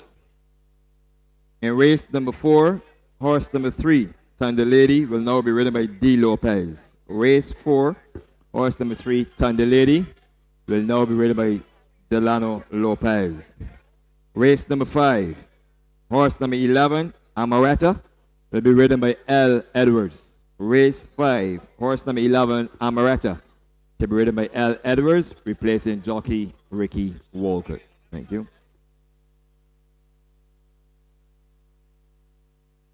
Copy that, thank you. I can also confirm for you, race number 3 is now official. Race 3 is now official. The winner, horse number 5, Marengo. Second, horse number 8, Seeking Adventure. Third, horse number 6, Criterion, while finishing fourth is horse number 9, Golden Touch. Race 3, the Pavilion Court Handicap, is now official.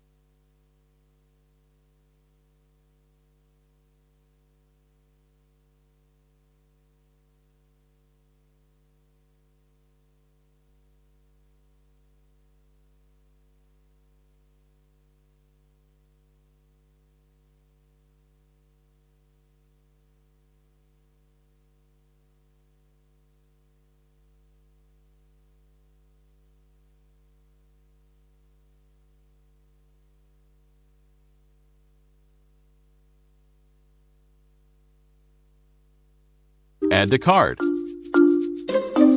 Click View Cart, verify your amount, then proceed to checkout.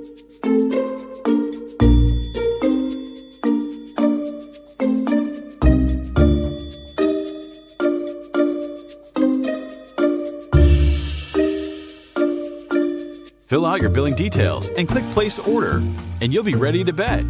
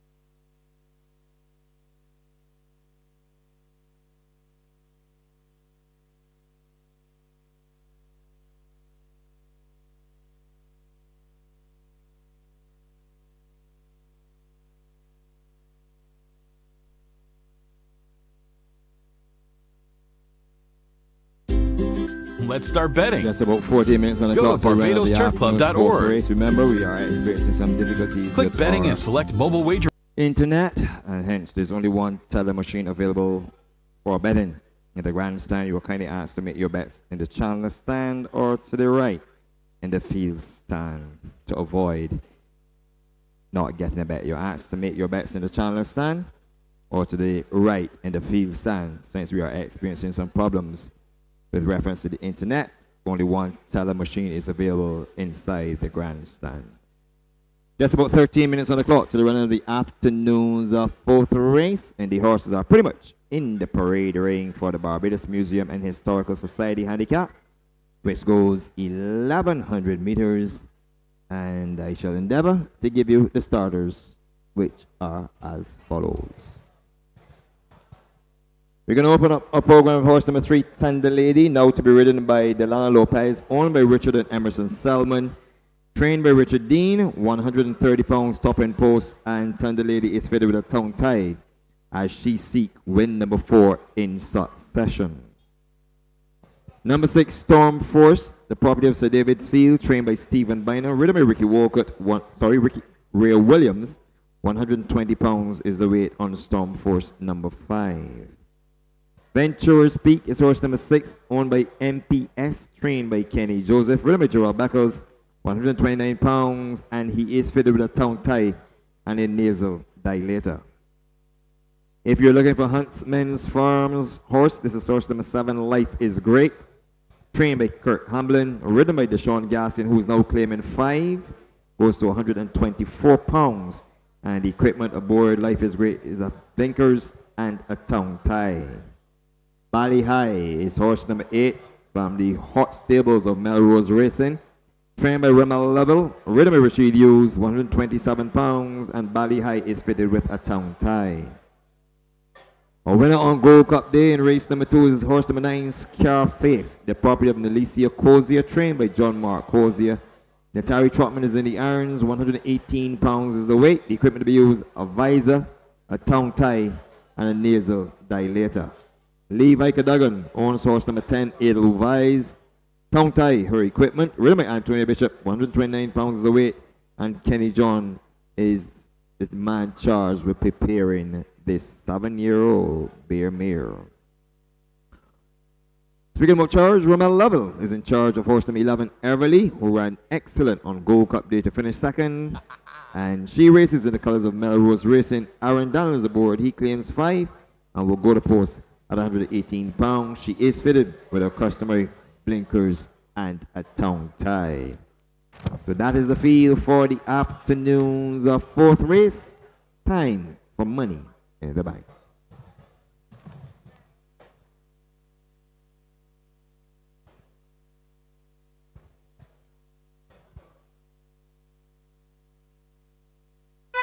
Get ready for your tips. It's time for Money in the Bank.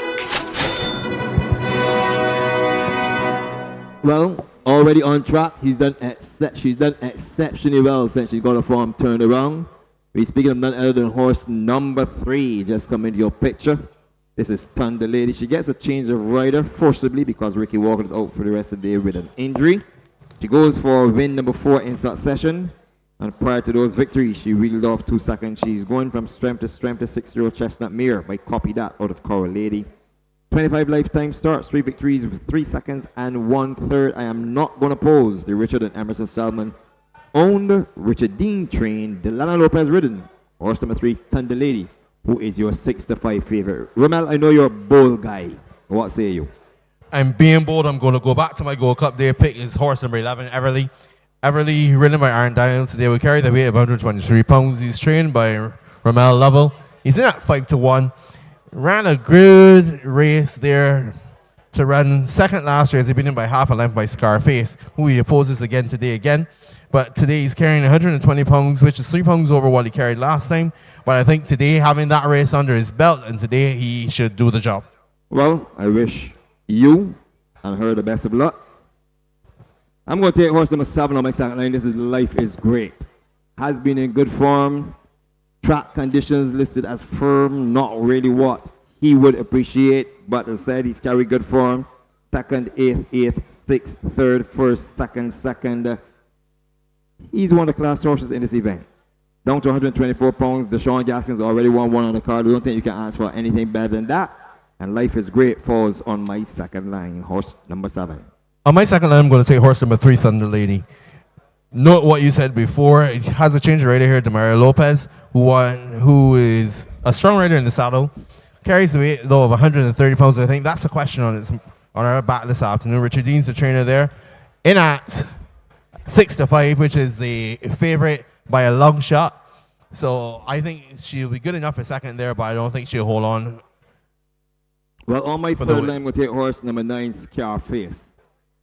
President on the board, just waiting for the board to switch over so he can give a price 9-2. Natari Trotman, who's already won a race in his career, a couple of races I think on his career, he did win with the Scarface as well. So he's no stranger to riding Scarface. She got the perfect ride last race there from S1 Flores, who's back, hopefully, working horses at Canada for the opening of Woodbine's season for 2024. So young Natari Trotman takes back all the reins here, and as I said, he's won with this one before, has 2 victories in 2023, the 26th of August and the 9th of September. So he knows what winning is all about with Scarface. However, the fact that they're going 1,100 meters and Scarface has no speed to talk about, it means you have to come running 2 horses. And I think that basically the 118 pounds can work in his favor, but will he get there on time? I don't think so. Falls on my third line for Alicia Cozier, the owner, and John Mark Cozier, the trainer. Well, for me, on my third line, I'm going to go horse number 7, Life is Great. He gets a 7-pound claimer on his back, which takes him down to 122 pounds. Kirk Hamlin is the trainer, as you said. D.S. Gaskin, the rider. He ran 3rd last time. He had a 2nd and a 7th. Let's throw out that 7th, and he's had a few places in between and a win. I think Lyndon, the kind of closer he is today, and the closing he will do, I think he's going to run into a lot of traffic because he's always going to be mid-pack division, and I think he's good enough for 3rd. Well, on my 4th line, since this is the second and the final superfecta for the day, I'm going to take horse number 5, Storm Force. Ray Williams in the iron for Sir David Seed and trainer Stephen Bino. The form of the last 3 races, 2nd, 1st, and 7th. That victory came at 1,100 meters, defeating Life is Great and Border Town. So Life is Great reopposes today. On that occasion, Storm Force took 119 pounds. Life is Great took 126 today. Storm Force carries 120. Life is Great carries 124. So technically, not a lot of difference between them. I'm going to take Storm Force on my fourth line simply because Thunder Lady has the beating of Storm Force, having defeated him on the 6th of January, the beginning of the year, by some length and a half when he finished fourth. Thunder Lady on that occasion took 130, so I don't see him getting close enough to Thunder Lady. He has the speed, but can he see out his race? That's a question mark. He did finish second over 1,570 meters behind Super Heights, but that was a hammering of 8.5 lengths, basically. That's good enough to be second at 1570, but not the best of closers in my opinion. So falls on my fourth line, Storm Force with Ray Williams. Well, for me, Lyndon, I'm going to look for a bit of money on my fourth line in this one, and I'm going to go way out in the betting to horse number 6 at 26-1, which is horse number 6, Ventures Peak. Has Jarrell Beckles up in the saddle today, and I think they're trying a bit with him when you see Jarrell Beckles up in the saddle. He's carrying 129 pounds, and we know he has the speed because he's a shared adventure out of Sugarloaf Peak.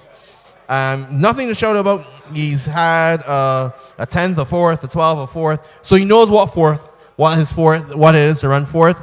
And he looked really well in the parade ring today, and here he goes now running straight in past us, front of the grandstand. And I believe horse number 6, Ventures Peak, will give us a good superfecta today. Well, you continue to do your best to break the bank.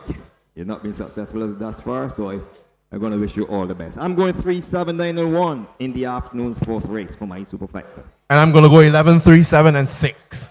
And with the horses making their way up to the start, the next voices you'll be hearing with those of the guys close to the skies. Thank you very much, Lyndon. As the horses are at the start for the fourth race on today's program, it's the Barbados Museum and Historical Society Handicap going a distance of 1,100 meters or 5.5 furlongs. And Philip, you have the race, the runners, riders, and their odds. Thank you very much, Neil. Good afternoon to everyone here at the Garrison Savannah and on the stream. Race number 4, your starters, weights, and jockeys are number 3, Thunder Lady. This is the mount of Delano Lopez. He takes 130 pounds to post and is your favorite in the betting at 6-5. On to number 5. This is Storm Force. The mount of Ray Williams takes 120 pounds to post and in the betting at 6-1. 23-1 on number 6, Ventura's Peak. Jarrell Beckles is your rider and takes 129 pounds to post. Number 7 is Life is Great. Deshaun Gaskin is your rider. 124 pounds is the weight in the betting at 5-2. 10-1 on number 8, Bally High. Rashid Hughes is your rider. 127 pounds is the weight. We're now on to number 9, Scarface in the betting at 9-2. Natari Trotman rides and he takes 118 pounds to post.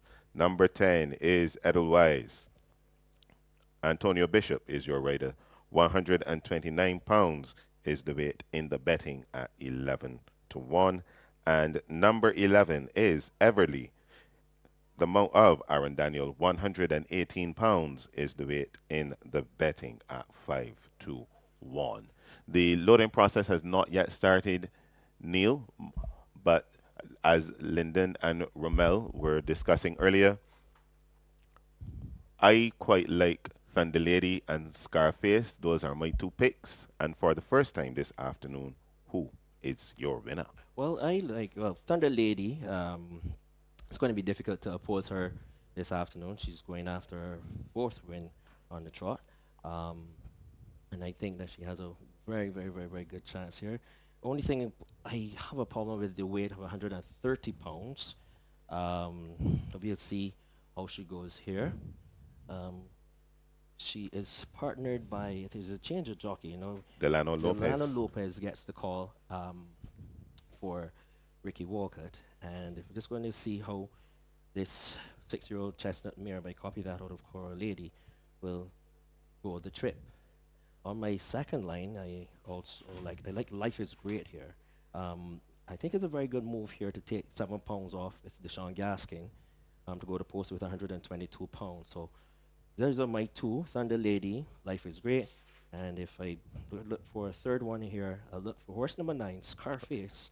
And Scarface was a very good winner last race day, Gold Cup day, and could do some damage here this afternoon as we are taking a look down. Storm Force is already loaded. Storm Force, Ventures Peak, Life is Great, Scarface, Edelweiss,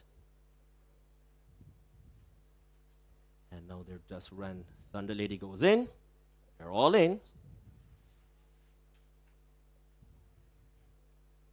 Set for start. And away they go. And Thunder Lady, as expected, has gone straight to the lead. So it's Thunder Lady in front from Storm Force.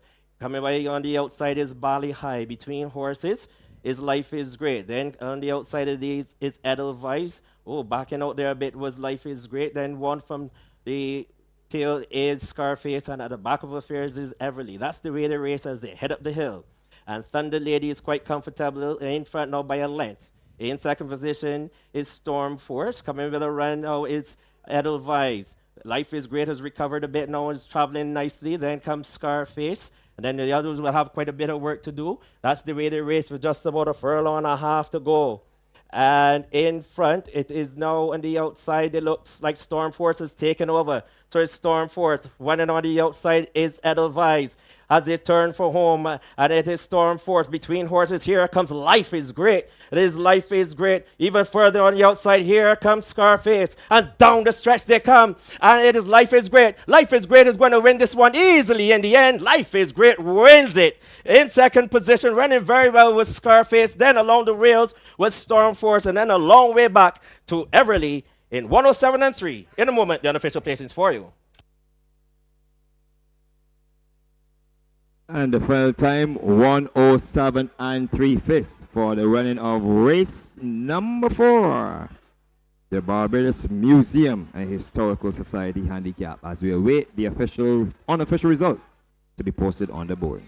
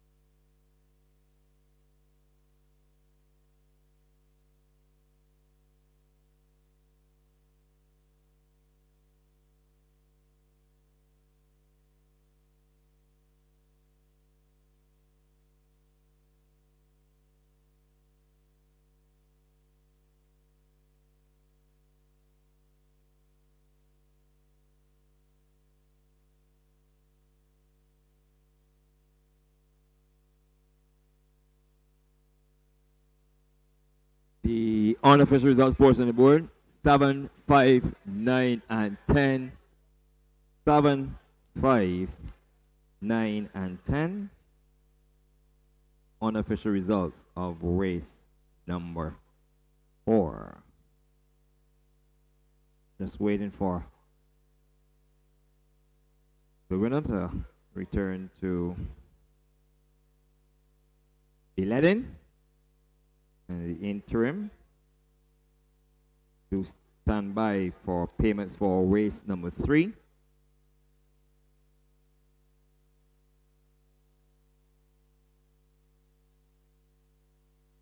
So, the winner gradually making their way towards the connections.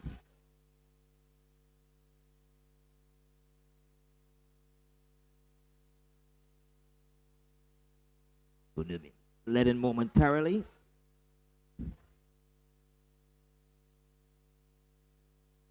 So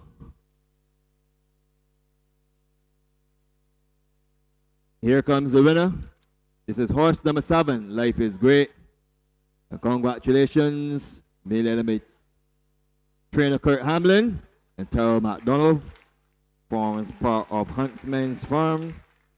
And congratulations to jockey Deshaun Gaskin on winning his first double at the Garrison Savannah. Life is Great is a 5-year-old chestnut horse by Jeanette out of Cinema Jane, owned by Huntsman's Farm. Trained by Kirk Hamlin. This is his first winner. But Kirk, congratulations, the good gentleman. And the entire, with this horse, the interconnections. And Terrell McDonald, part of Huntsman's Farm. The other member being Kevin Hill.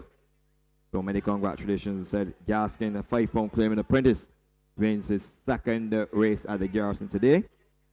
So congratulations to the entire connections. The groom is Rashid Phillips. Congratulations to him as well. Finishing second was horse number 5, Storm Force, an 8-year-old chestnut horse by Jeanette out of Holy Pole Cat, owned by Sir David C., trained by Stephen Bino, ridden by Ray Williams. Third went to horse number 9, Scarface, a 9-year-old chestnut horse by Happy Memories out of Shock and Awe, owned by Nelicia Cozier, trained by John Mark Cozier, ridden by Natalie Trotman, took 118 pounds. While finishing fourth was horse number 10, Edelweiss, a 7-year-old bear mare by St. Vigor out of Colombia, owned by Levi Cadogan, trained by Kenny John, and ridden by Antonio Bishop, took 129 pounds. Unofficial on the board, 7, 5, 9, and 10, the results of the Barbados Museum and Historical Society Handicap, which is out of the way. The final time, 107 and 3/5. Up next is the main yard handicap. And this goes 1,800 meters for horses 3 years and older, rated 45 to 27. And the post time for that event is 3:50 in the afternoon. As promised, let me give you the pari dividends for race number 3. The winning horse number 5, Moringo, paid $17.85 to win, $2.95 to place. $17.85 and $2.95 on horse number 5, Moringo. For winning second, horse number 8, Seeking Adventure, paid $1.35, $1.35. While finishing third was number 6, Criterion, who returned $2.05, $2.05. The 5-8 Exacta paid $129.90, $129.90. The trifecta of 5, 8, and 6 paid $600.40. $600.40 for the trifecta. The superfecta in race number 3 was not won, and that stood at $2,105. $2,105. Finishing fourth was horse number 9, Golden Touch. Fifth was horse number 3, Impeachment. Sixth was horse number 7, Fantastic Francis. Seventh was horse number 2, Right on Time. Eighth was horse number 4, Through the Rose. And ninth and last was horse number 1, Queen Justina. The distances: 1 1/4, a half, 1, a nose, 1, 1 1/4. I repeat, 1 1/4, half, 1, a nose, 1, 1 1/4, and the final time, 107 flat. Let's talk lottery. Let's talk some money. The Barbados Lottery, supporters of sports, youth, and culture, sponsors of horse racing for a tremendous amount of years. Tonight's Mega Six jackpot stands at $2,640,000. $2,640,000.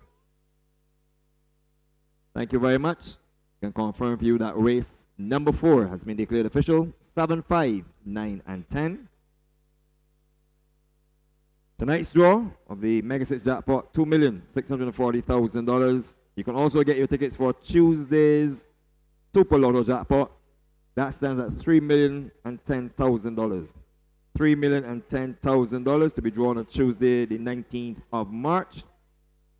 While you're at it, you can get your double draw tickets for the remaining draws today, 5, 7, and 9. The remaining double draws today, 5, 7, and 9. Get all your scratch tickets readily available at the lottery betting booths inside by the grandstand and over by the drill hall. And you can top up your phones with both networks readily available. Scratch tickets readily available all the games. Double draw tickets also available.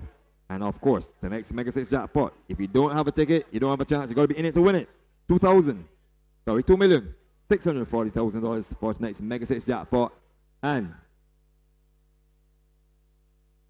the Super Lotto jackpot, $3,010,000. We have the payments for waste number 4. I shall endeavor to give them to you as soon as we come back.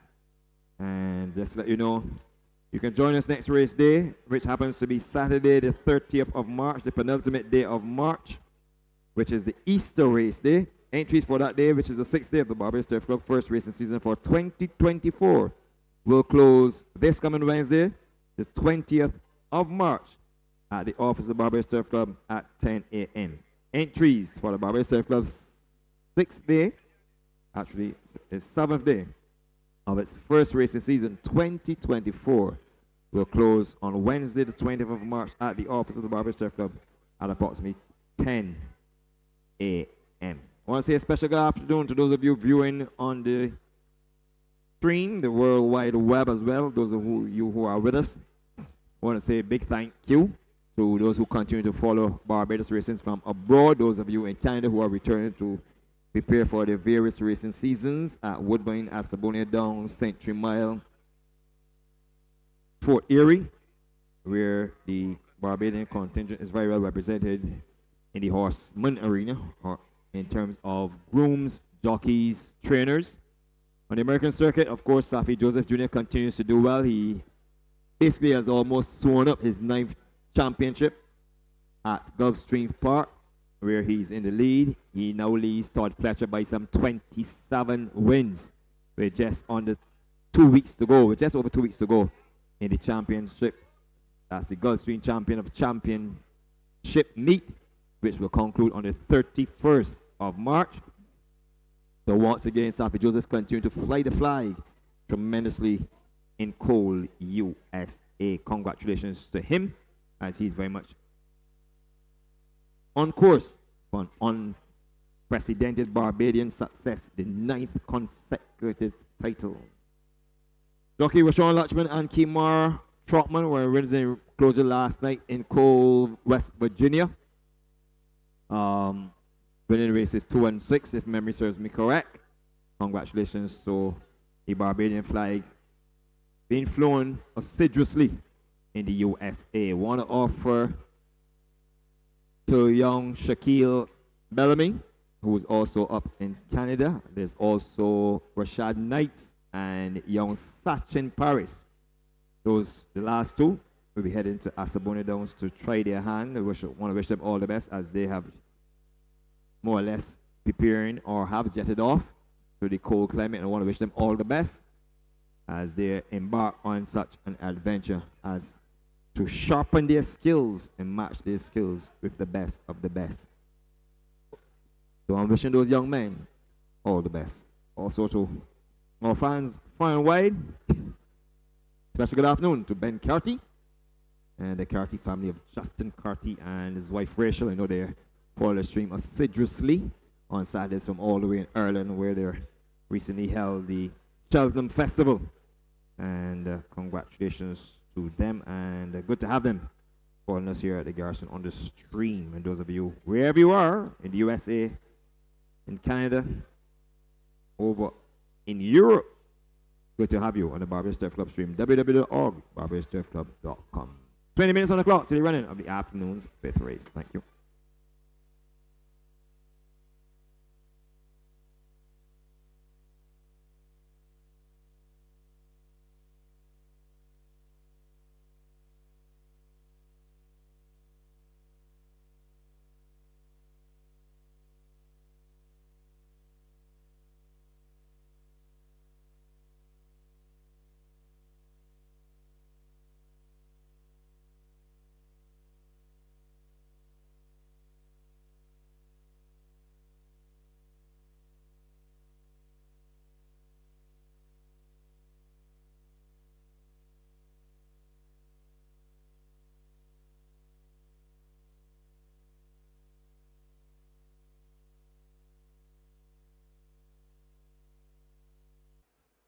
Set for start.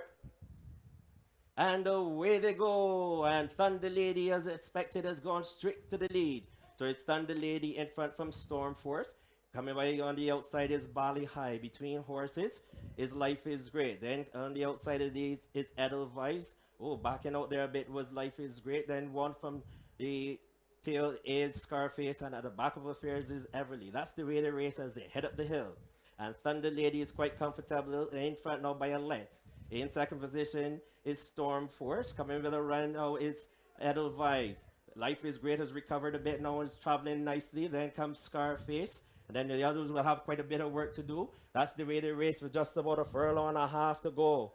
And in front, it is now on the outside. It looks like Storm Force has taken over. So it's Storm Force. Running on the outside is Edelweiss as they turn for home. And it is Storm Force. Between horses, here comes Life is Great. It is Life is Great. Even further on the outside, here comes Scarface. And down the stretch they come. And it is Life is Great. Life is Great is going to win this one easily in the end. Life is Great wins it. In second position, running very well with Scarface. Then along the rails with Storm Force. And then a long way back to Everly in 107 and 3. In a moment, the unofficial placings for you.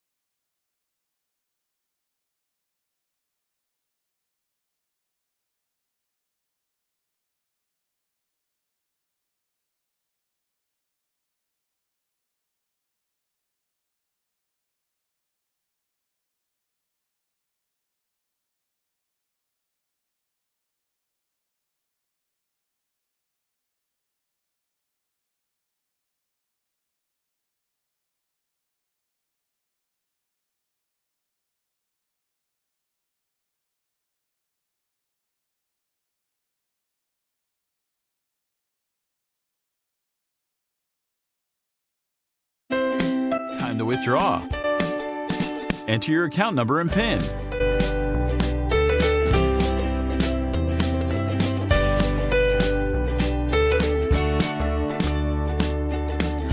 Click Balance. Enter cash voucher amount, then enter your PIN.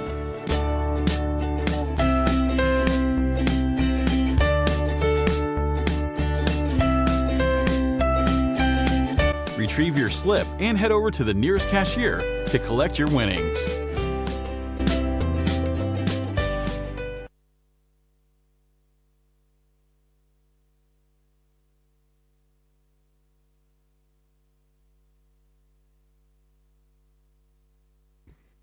So we are encroaching upon the afternoon's fifth race. The main guard handicap for 3 years and older horses rated 45 to 27. Also over the horses, 3 years and older rated 26 and below. 1,800 meters with a purse of $15,000.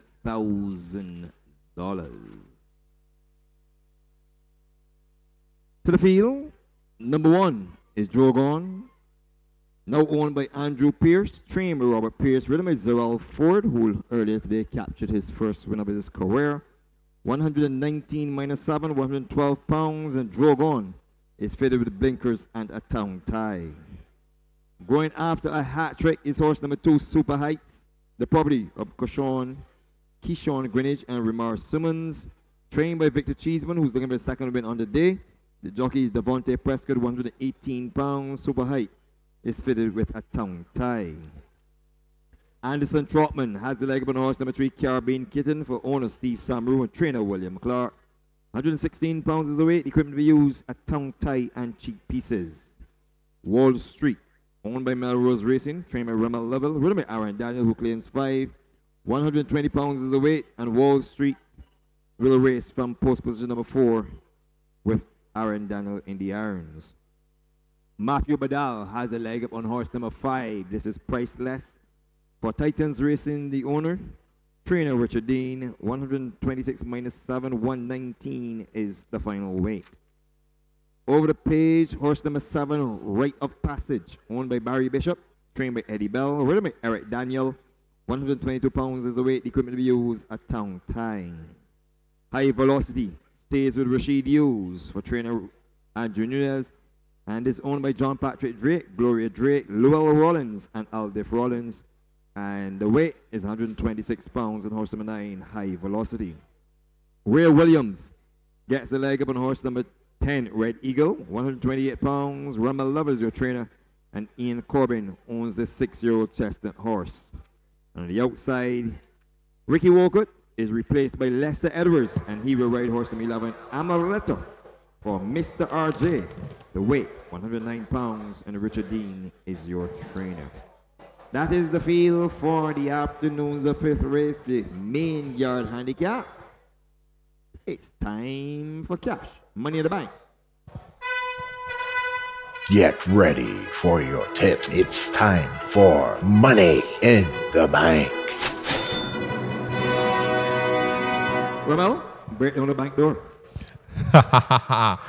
Made the laugh and sport at me, no, Lyndon. We're on to race number 5, which is the main guard handicap. And as you said, it's about 1,800 meters. And I'm going to go outside the bank here, yes. And I'm going to go with horse number 5, Priceless. She's in at 8 to 1, ridden by Mbadal and trained by Richard Dean. Not done anything bad since coming over to trainer Richard Dean. Carries the weight of 119 pounds today, and I think that Priceless should do all to win. Well, I'm going to agree with you for once. Usually it's the other way around. So, self-explanatory, the form is good. 3rd, 4th, 2nd, 3rd, and 5th. Before that 3rd, there was an on-pace effort, and then he had also won at 1,800 meters with Matthew Badal, 170 pounds on that occasion.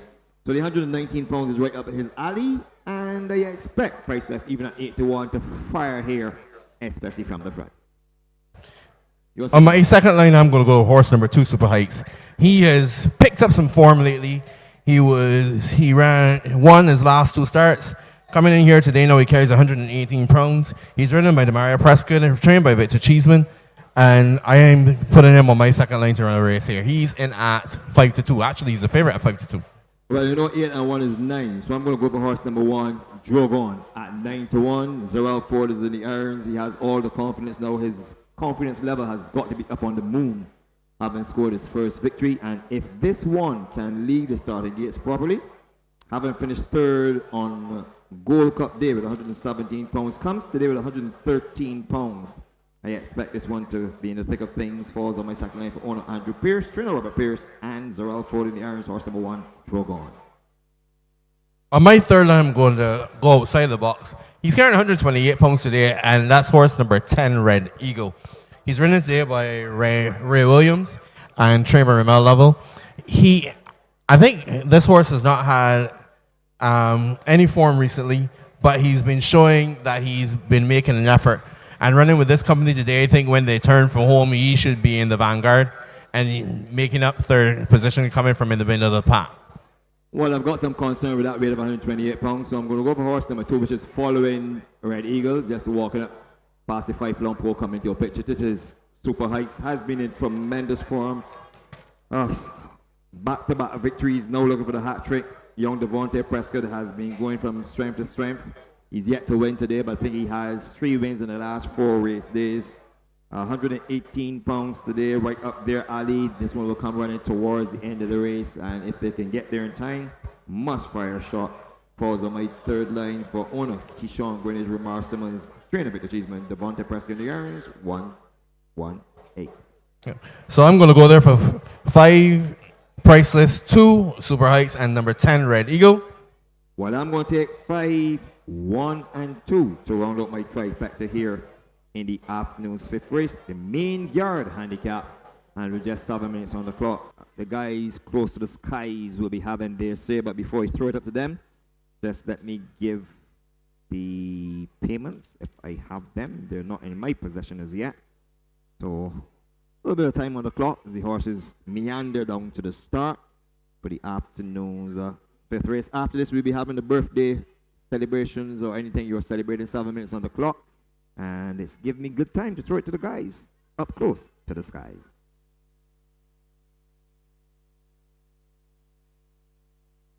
And it doesn't seem as though the guys in the skies have gotten the cue, so I'll take it to the odds at the moment. Drogon horse number 1 is at 8 to 1, 5 to 2 on horse number 2, Super Heights.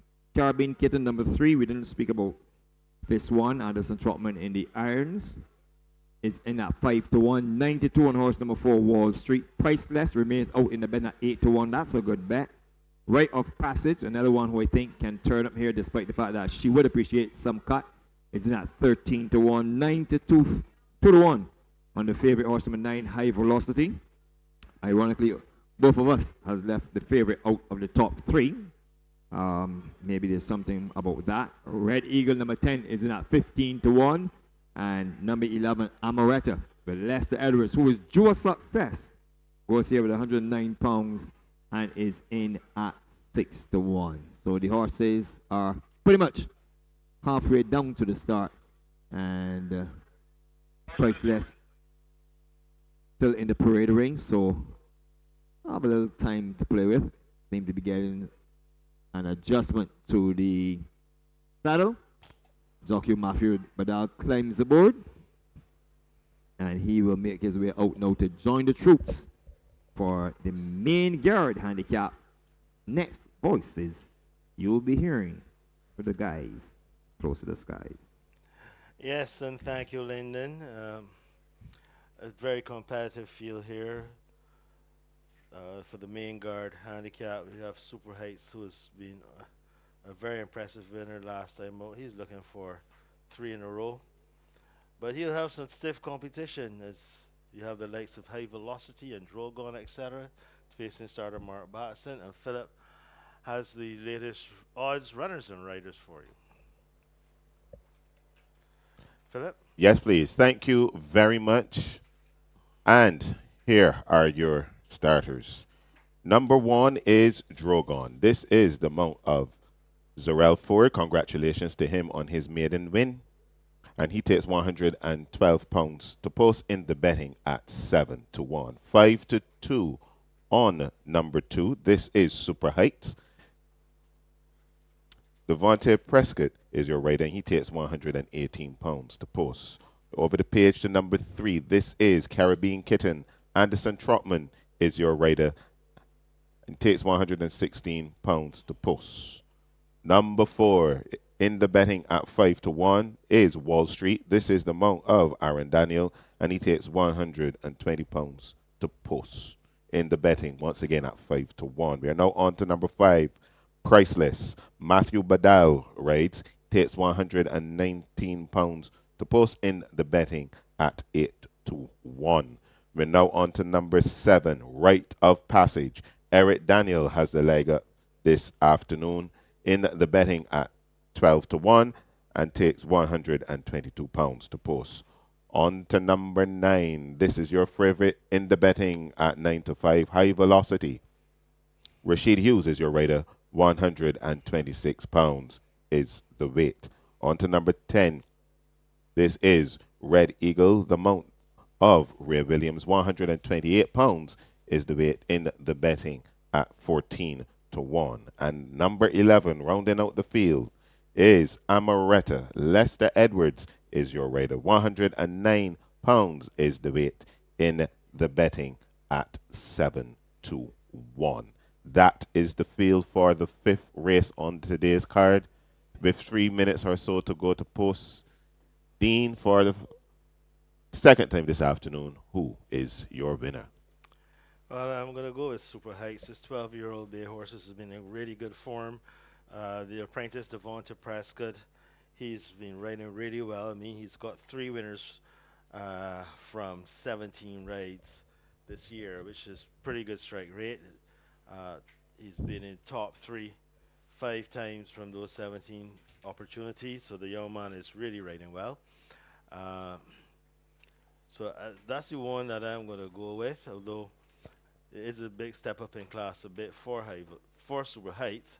I think he has a really good chance to repeat. This is his trip, and the young man is in great form. The apprentice has been doing very little wrong, so that's going to be my pick. I do have a soft spot here also for Caribbean Kitten. I'm going to oppose the favorite. I tend to do that. Although High Velocity, I think, is dropping down a little bit and probably should have the beating of this, but she is a 6-year-old mare and has been in good form, a winner second in the last 2 starts, 2 seconds in the winner in the last 4 starts. So there's really something to go on for her. But I'm going to stick with the 12-year-old bay horse by Super Jeblar out of Aquarius Star. Taking a look down the start, they have not yet started to load them all up. I will say, though, in the ring, the one that really caught my eye was Wall Street. Looked absolutely brilliant this afternoon. And you take a look down there, he's actually shining. Sun reflecting off a coat that shows that he has a little bit of dapples as well. Rite of Passage will love the trip, but I think, as Lyndon alluded to, would prefer a little cut in the going. But having said that, watch her now turn up and run the wheels off of this company. But I still think they have, and of course, Amaretta in at 109 pounds must be a danger. So if I'm going to go with 2 to oppose the favorite, I'm going to go with Super Heights, horse number 2, and number 11, Amaretta. Your turn. Who is your choice? Well, I quite like Amaretta as well. So I would go with Amaretta, and let me see. Amaretta, and as an outsider for me, Rite of Passage.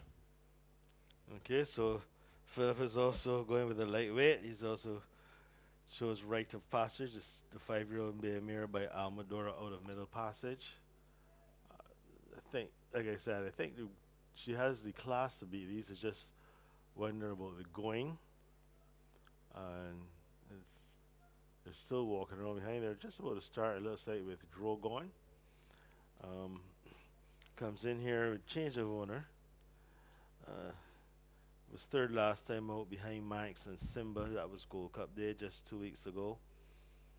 But you have to go a long way back to find a win, which was somewhere back in 2023. Since then, had managed to run a second and a third. We need to improve. Super Heights, we talked about him, has been in good form. Caribbean Kitten hasn't won yet this year. Had two disappointing runs the last two starts, but could bounce back against this company. Wall Street was in really good form late last year. Seemed to have gone off a buzz as the year turned, but I wouldn't be surprised if this level returns to form. Same could be said for Priceless. Had a couple wins and then went off the boil, but it's coming back down in class, and I think would have a really good chance at the weights. Writer's Passage, we know we talked about her preferring a softer going. High Velocity will be closing. Tends to come running at the end, and the question is it going to be close enough? Red Eagle has been in and out, and Amaretta has been knocking on the door with 3/3 in a row. So obviously very consistent, but gets in at a very light weight. I should have a really good chance, Philip. Well, in a moment's time, we would know where our monies lie. Yeah, so the loading process is now starting. Taking a look down there, you can see they've loaded a couple of them in. Caribbean Kitten being brought forward. Rite of Passage just loaded. In goes Caribbean Kitten. Wall Street. The Melrose Colors. High Velocity. Goes up. Red Eagle just backing away. Has a hood on. The blindfold. Amaretta being brought forward. Well, Red Eagle is just a little hesitant to go forward towards the starting gate.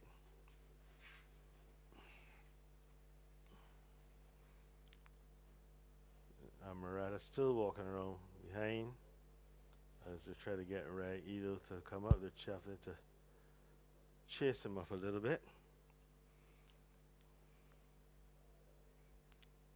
He has the blindfold on.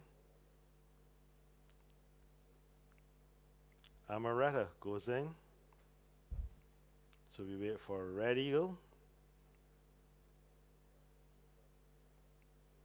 Just balks a little bit at the stalls.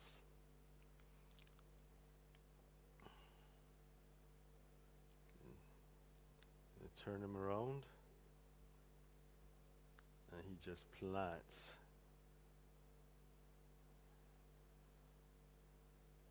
They're still waiting on the right. Others are waiting patiently. Or impatiently by now.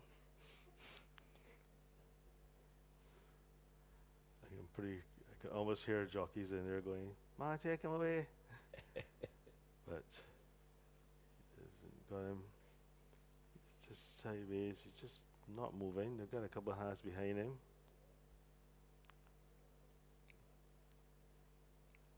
And after a little persuasion, it looks like he is in.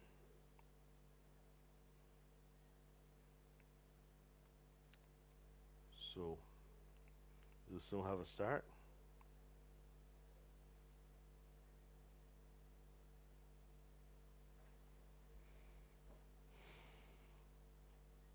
Yeah, he's almost in.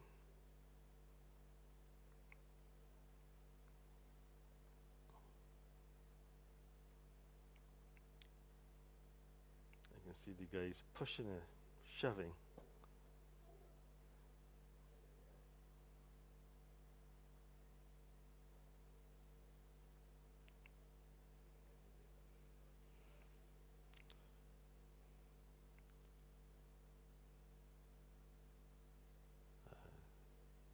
Starter Mark Batson on the rostrum. He gives a signal. They're under starter's orders. They're racing, and Drogon was a little slow to go. Priceless popped away smartest of all, and that's the leader with a mile to go. So Priceless leads from Amaretta on the outside into second, then Caribbean Kitten cruising up along the inside third. Now taking second. On the inside behind him is Super Heights, then Red Eagle towards the outside, Drogon after a hesitant beginning.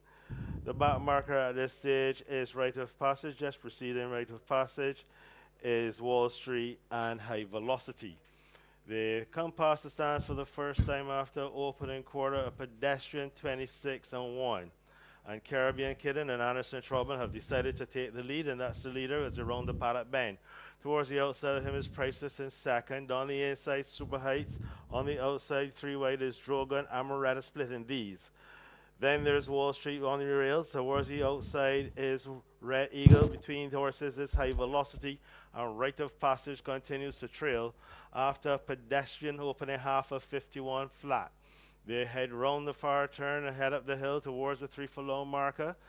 And the leader is now Drogon, who shoots through and picks it up. That's the leader by a length and a half from Priceless. Then Amaretta is third. Super Heights being pushed along. Red Eagle is next. Caribbean Kitten has had enough. High Velocity trying to find a good run as they come inside the quarter pole. And the leader is now Drogon, who's in front by about 5. Then on the inside, Priceless is second. Amaretta is third.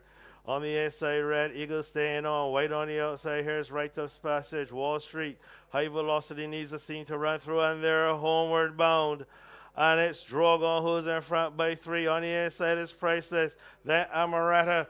But this is an absolute stunning display. Drogon is going to win ease down, wins it by about 2 lengths, maybe 3 from Priceless. Amaretta best of the rest. Finishing fourth there was Wall Street. And the last one home was Rite of Passage and a time of 1:56 flat. And the final time for race number 5, the main yard handicap, 1:56 flat. Brilliance personified.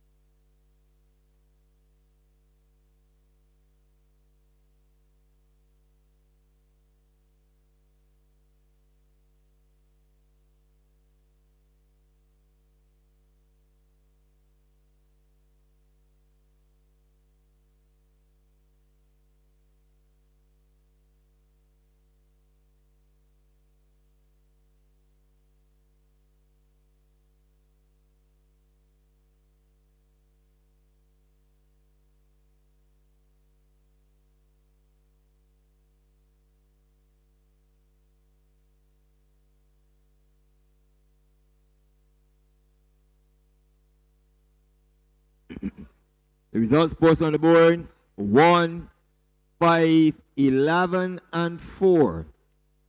A victory there for horse number 1, Drogon, which makes it the first double of his career for young Zerel Ford.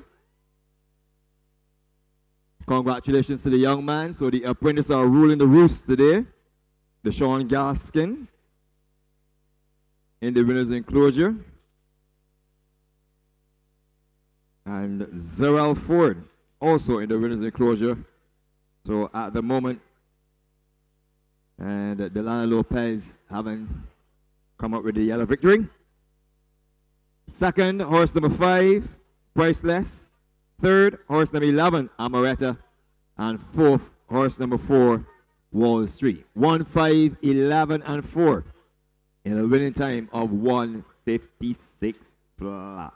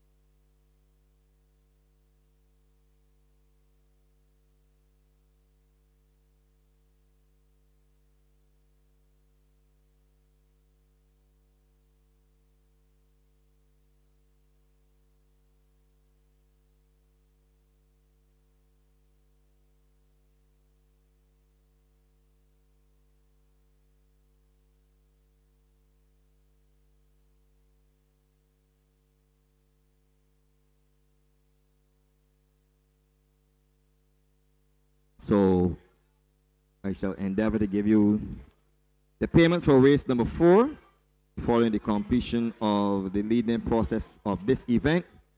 That will be followed by some other up-to-date information. Remember, jockey Ricky Walker sustained a fall following the run of race number 1 and is down for the remainder of the day. He's off the rest of his rides for the remainder of the day.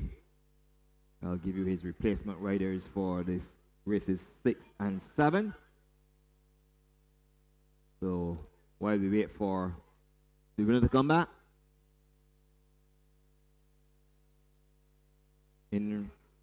let's go with this one first. So for the second time this afternoon, here comes the winner, and this is horse number 1, Drogon, owned by Andrew Pierce, trained by Robert Pierce, being led in by the assistant trainer in Antonio Perch. And for the second time today, congratulations to jockey Zerel Ford as he makes it a double, having won earlier. So congratulations. Drogon is a 4-year-old chestnut colt by Dorset out of In the Pink, owned by Andrew Pierce, trained by Robert Pierce, and ridden to victory confidently as well, having broken slowly, gradually made it around the field into striking position, shot clear, and is in the winner's enclosure with Zerel Ford. The groom is Kerwin Holder. Second went to horse number 5, Priceless. So this was a good price on the board, 9-1 and 8-1. This is a 5-year-old brown gelding by Bram Stoker out of The Price is Right. Owned by Titans Racing, trained by Richard Dean, and ridden by Matthew Badal, took 119 pounds. Third went to the lightly weighted Amaretta, 109 pounds for trainer Richard Dean and the owner Mr. RJ. Amaretta is a 4-year-old brown filly by Rocker Maduro out of Rebound. While finishing 4th was number 4, Wall Street, a 5-year-old bay horse by Almador out of In the Pink, owned by Melrose Racing, trained by Romel Lovell, and ridden by Aaron Daniel, took 120 pounds. 1, 5, 11, and 4. The unofficial results of the main guard handicap over 1,800 meters. Up next is the afternoon's 6th race. This is the George Washington House handicap for 4-year-old and older maidens rated 50 and below. Post time for that event is 4:25 in the afternoon. Let me give you the results of race number 4. The winner horse number 7, Life is Great, paid $3.65 to win, 105 to place, 365 and 105. And horse number 7, Life is Great. For running second, horse number 5, Storm Force, paid $2.20, 2.20. While finishing third was horse number 9, Scarface, who returned $2.50, 2.50. The exacta of 7 and 5 paid $16.90, $16.90. The trifecta of 7, 5, and 9 paid $121.25, $121.25.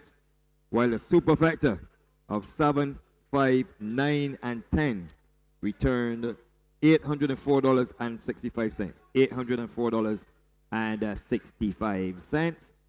Complete order finish. 4th went to horse number 10, Edelweiss. 5th was number 3, Thunder Lady. 6th was number 8, Bali High. 7th was number 6, Ventura's Peak. And 8th and last was number 11, Everly. The distance is 1 ahead, 4 3/4, 1 7 1/4. 1 ahead, 4 3/4, 1 7 1/4. The final time, 1:07 3/5.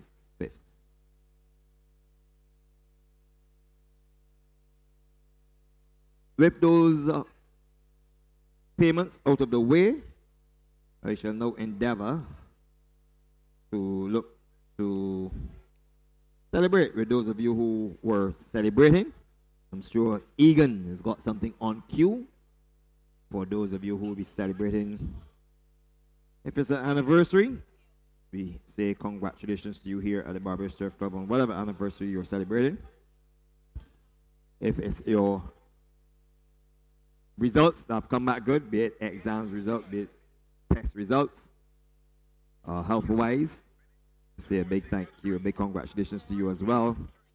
And if it's your birthday this week or last week or in the month of March, we wish you happy birthday. So let's start with David Abraham, aka Bliss. He would have celebrated his birthday yesterday, along with Darren Lovell, who is an assistant with trainer Robert Perkins Lovell. They both would have celebrated their birthday yesterday, and we want to take this opportunity to say a big happy birthday to one and all for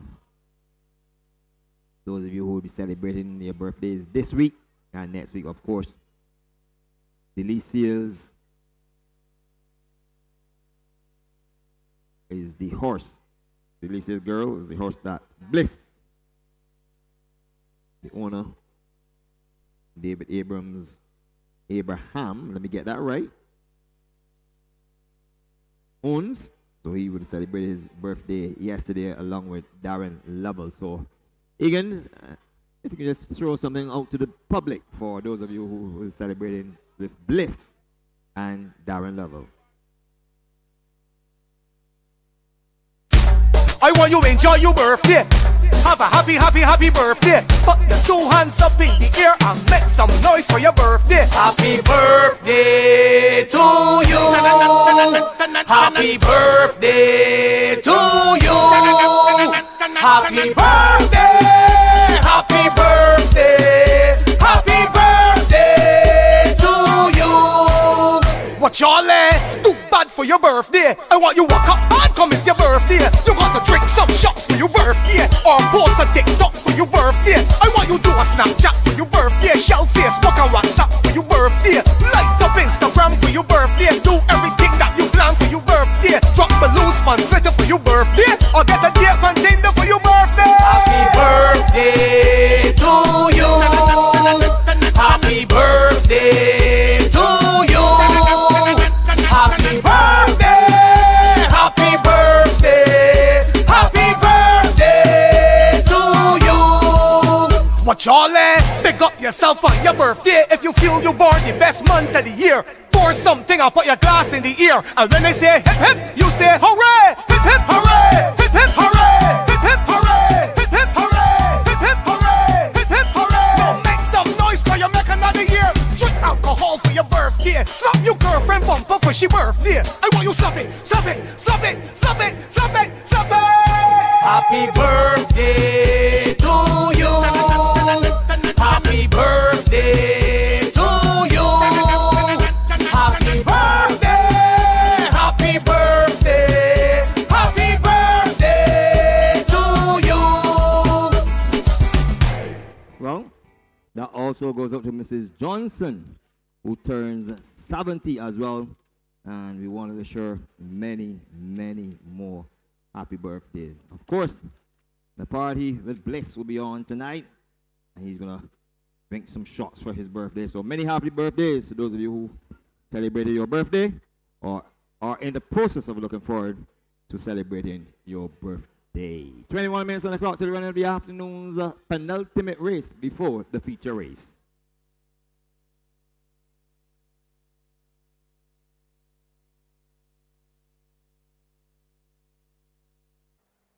They're under starters' orders.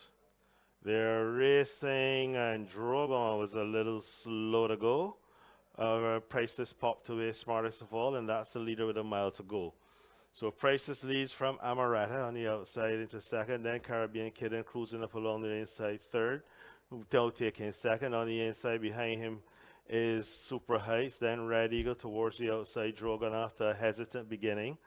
The back marker at this stage is Rite of Passage. Just preceding Rite of Passage is Wall Street and High Velocity.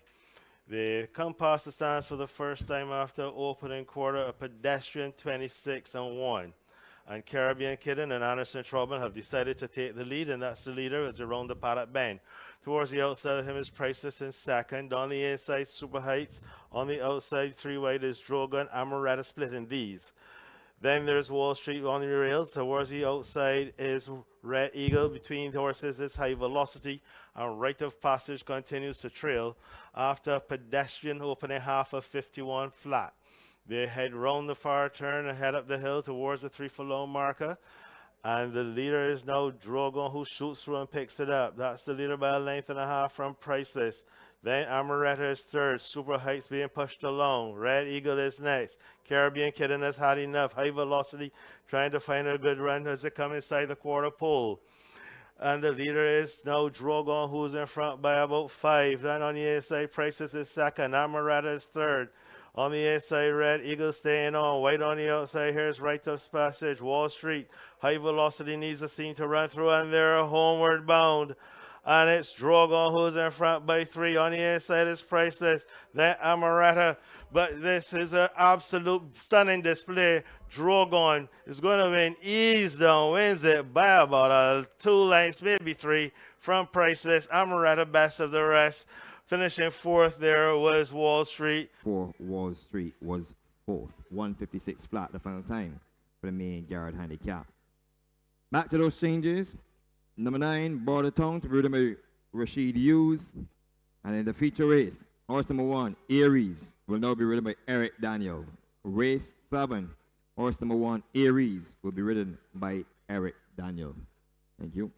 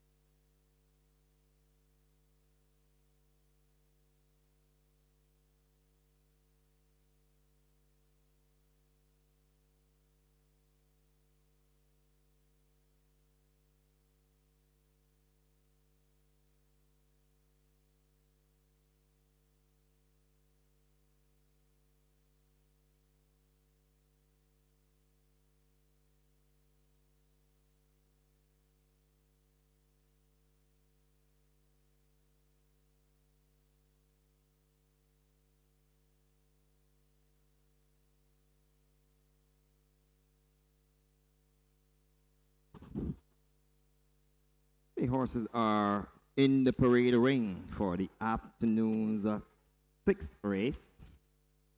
And this is the George Washington House handicap for 4-year-olds and older maidens rated 50 and below. They're traversing 1,570 meters. Let's look at the field.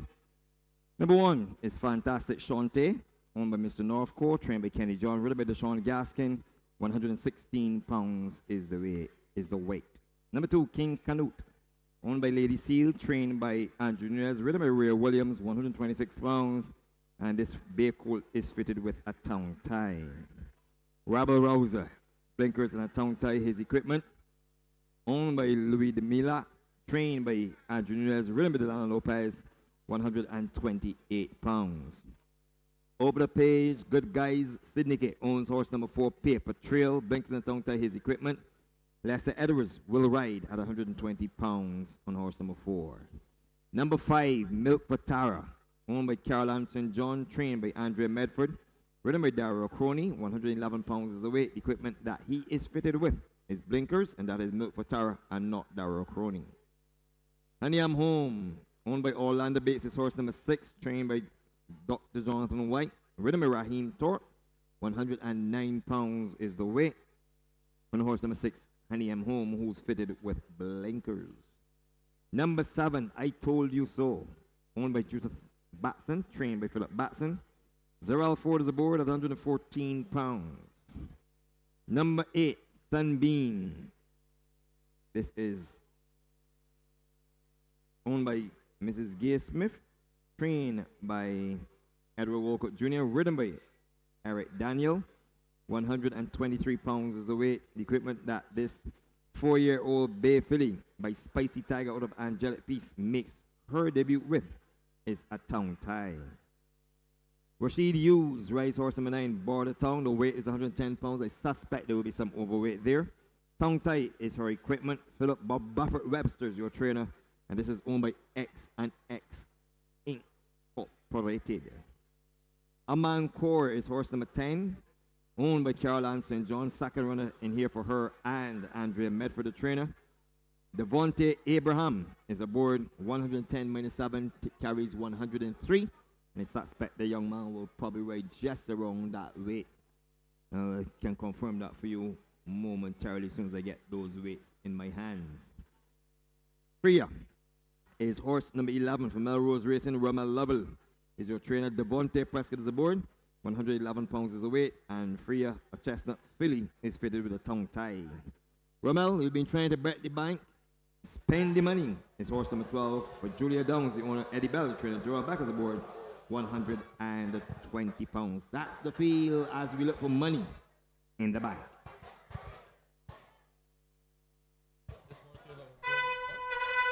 Get ready for your tips. It's time for Money in the Bank. Rommel, Money in the Bank. You're short on funds so far today. You've only had Jerusalem. As the saying goes, what? Champagne tastes, movie pockets. In this one, though, if we look at this one, and then there is a blanket and a wall of them here, all looking for their first win. But funny enough, in going through it, you can only pick a win. The one wicker I can pick in here is horse number 9, Border Town. Rashid Hughes is supposed to ride. We're waiting for the weights to make sure we get the correct weights here. Philip Webster is the trainer. I think in at 3-1, I think Border Town should take it all. Yeah. Excuse me. Excuse me. I will agree with you. Beg your pardon. Cat got your tongue. Cat got your tongue, Lyndon. I'm going to go. On my second line here, I am going to go for horse number 12, Spend the Money. I've been looking for some money all afternoon, and now he's going past us here in the grandstand. He's been coming to the corner, looking all over a winner, but when you're asking him for the final push, he hasn't been able to put it in. But I'm hoping today that he'll be able to put it in to give us a second. And that's my second line there, Spend the Money. And on my third line, while Lyndon catches himself, because he knows he's not going to break the bank in this one, on my third line here, I'm going to go for horse number 3, Rabba Roser. He's the one, he's all the way up the stretch. Nice looker in the parade ring. Not well exposed here. This is a second start. And he's ridden by Demario Lopez, who's strong in the saddle. Andrew Nunez, the trainer here, who we know puts the work in. He's an Aristodemus colt out of Rebel Roser. And Ramlin Rose, sorry. And I think he'll get it done here for my third line. You, Lyndon, second and third? Your fourth line is a high 5. Oh, high 5. Even better. I am going to go for the first time starter here in horse number 8, Sunbeam. Spicy Tiger out of Angelic Peace, owned by Mrs. Gay Smith, Edward Walcott Jr., the trainer, and Antonio Bishop, the rider there. In at 7-1. Normally, a first-time starter for Edward, you know, it will have the word in. Breeding says she should get this distance, so I'm hoping there she runs on my 4th line. And then I'm going to give on the 5th line, he's in form all afternoon, and he's on horse number 7. I told you so. That's Xavier Ford, correct? Carrying the weight. Zarel Ford. Trained by Philip Batson. There is a copy of that out of China T, which we know she has all the form to go over the distance. So I am going to put that on my 5th line, the horse number 7, I told you so. So I'm going to take horse number 9, Border Tongue, to get the victory here with Rashid Hughes in the irons, replacing Ricky Walker. I suspect maybe round 115, 114, the final weight. I'm hoping to get the weights in my possession so I can give them to you so you could have a correct idea how you could place your wager. That's going to be my winner for X and X Incorporated and trainer Philip Bob Baffert Webster. On my second line, we'll take Fantastic Shantae. Now that exposed, run a decent race and only her second start. I think that was Gold Cup Day. And by Aristidemus out of right move. Probably in 1100 meters, did finish 4th behind Zazie, Zahan, and God of War. Actually, that was not Gold Cup, that was the day before Gold Cup Day, the 10th of February. 1570 meters for the second time now, and I'm upgrading this one on my second line. On my third line, I am going to go for horse number 12, Spend the Money. I think this one will have to be caught. There's a question mark, but him seeing out this trip. He has had 13 tries on the start, on the track, with 4 second place finishes, so he just needs that victory. 1570 meters is right up his alley. Might be just a little there or thereabouts. Finish off the things when beaten by Milk for You, Ubuntu, and Curfew. And I'm going to put horse number, let me get it right, 12, Spending Money on my third line. On my fourth line, I am going to go for horse number 4, Paper Trail. I'm very happy, Romel, you had some support when you picked Robert Rosa on your third line. You had few tourists who supported you, but I'm happy to say that they have been drinking all afternoon, and that has nothing to do with you. So at least they're enjoying themselves. And Paper Trail on my fourth line with Lester Edwards, 120 pounds. And to round out this high five, it's a difficult high five because you can throw at least of these 12 horses, 10 in a cap and just pull a number to get positions 3, 4, 5 in this high five. It's that kind of race. So I'm going to go for the first time starter, Sunbeam, with Eric Daniel in the irons, 123 pounds. So I'm going 9, 1, 12, 4, and 8 in the high five of the George Washington House handicap. Your picks, and then I'll give the weights. And I'm going to go 9, 12, 3, 8, and 7. Right. That's my fight. Fantastic Shantae, number 1, carries 118. King Canute, 126. Robert Rosa, your pick, your few guests, 128 on your third line. Paper Trail, 120. Number 5, Milk for Tara, carries 115. Number 6, Honey I'm Home, carries 113. I Told You So, number 7, carries 115. Sunbeam carries 123. Border Town takes 7 pounds overweight, 117 pounds. Amancora carries 106 pounds, final weight. Freya carries 115 pounds.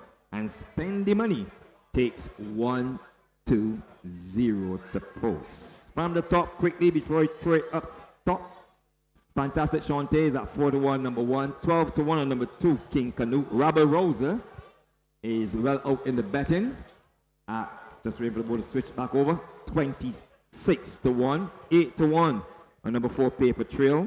Milk for Tara is in at 29s. Honey I'm Home is in at 21 to 1. I Told You So, number 7, is at 9 to 1. Number 8, Sunbeam, is a 5 to 1.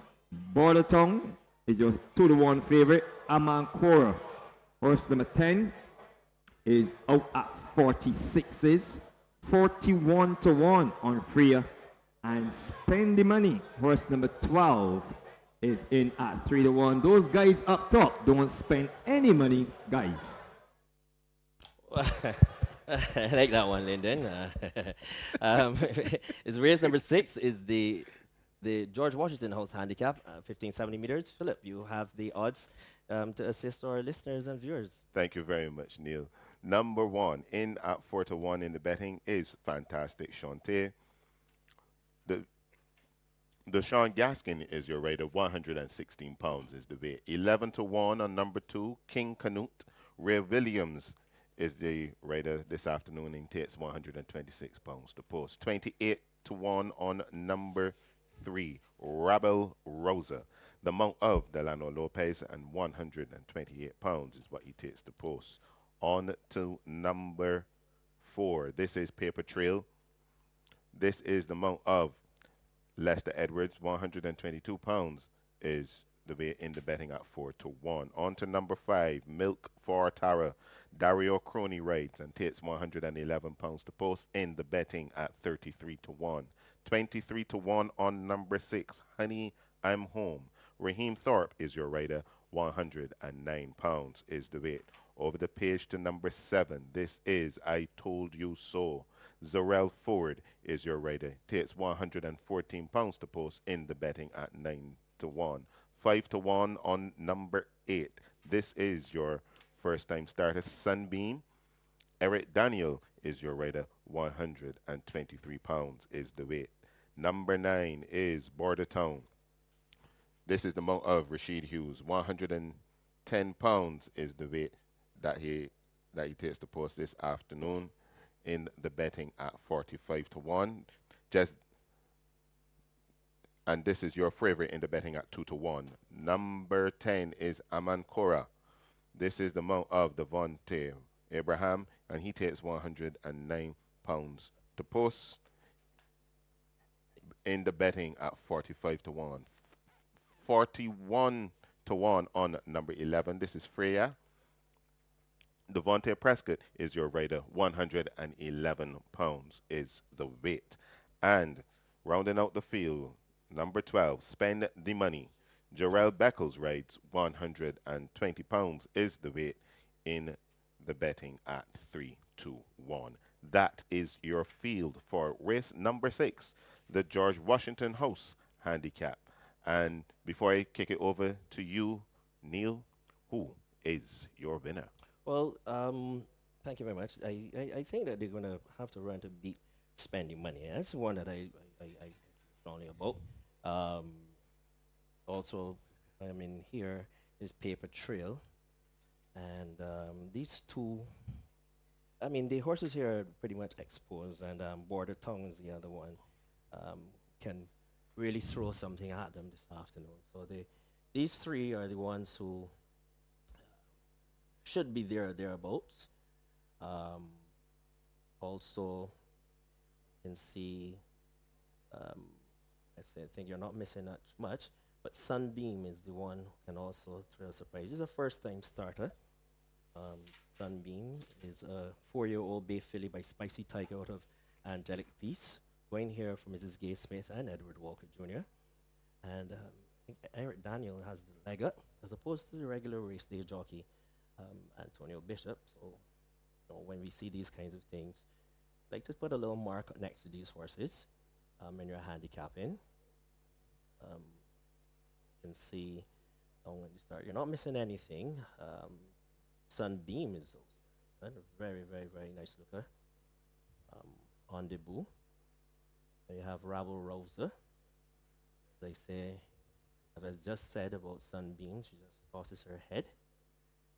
And have Border Tongue there. Spending Money. Aman Corey. You have two in here for Mrs. Carol Ann St. John. Milk for Tara. That's the one in the white cap. Trained by Andre Medford. And then we also have number 10, Aman Kora. This is the one in the green cap, ridden by Devontae Abraham. That's the one in the green cap. And I think, if memory serves me correctly, Lyndon did say that the final weight was about 106 pounds. It's good to see the young man claiming his 7 and, you know, just being just a couple pounds off, but 106 pounds is very, very good for some of these apprentices. Want to utilize their bug as much as possible. Or their claim, and I say bug, so not familiar with it. Claiming 7 pounds, 5 and 3, as the case may be. I'm not sure which horse is giving them trouble. No Sunbeam, the jock is off. Mounted. I'm not sure if King Canute has gone in. We're looking at them head on. Know that Honey I'm Home is there.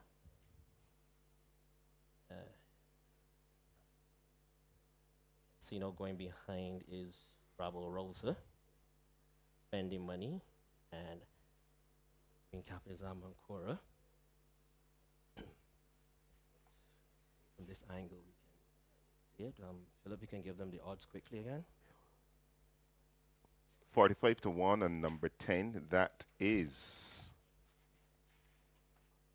Amancora. 4 to 1 on number 1. That is Fantastic Shante. Just waiting for the board to flick over. 10 to 1 on number 2. This is King Canute. Rabble Rosa. He's in the betting at 21 to 1. 7s on number 4. Paper Trail. I think they've got opened the front of the gate for Rabble Rosa. At least that one we know is still outside. Also outside is spending money. And let me say good afternoon to starter Mark Batson and his entire crew. These gentlemen work very, very, very hard on race day to make sure that horses, jockeys, horses and jockeys and gate crew very, very are safe.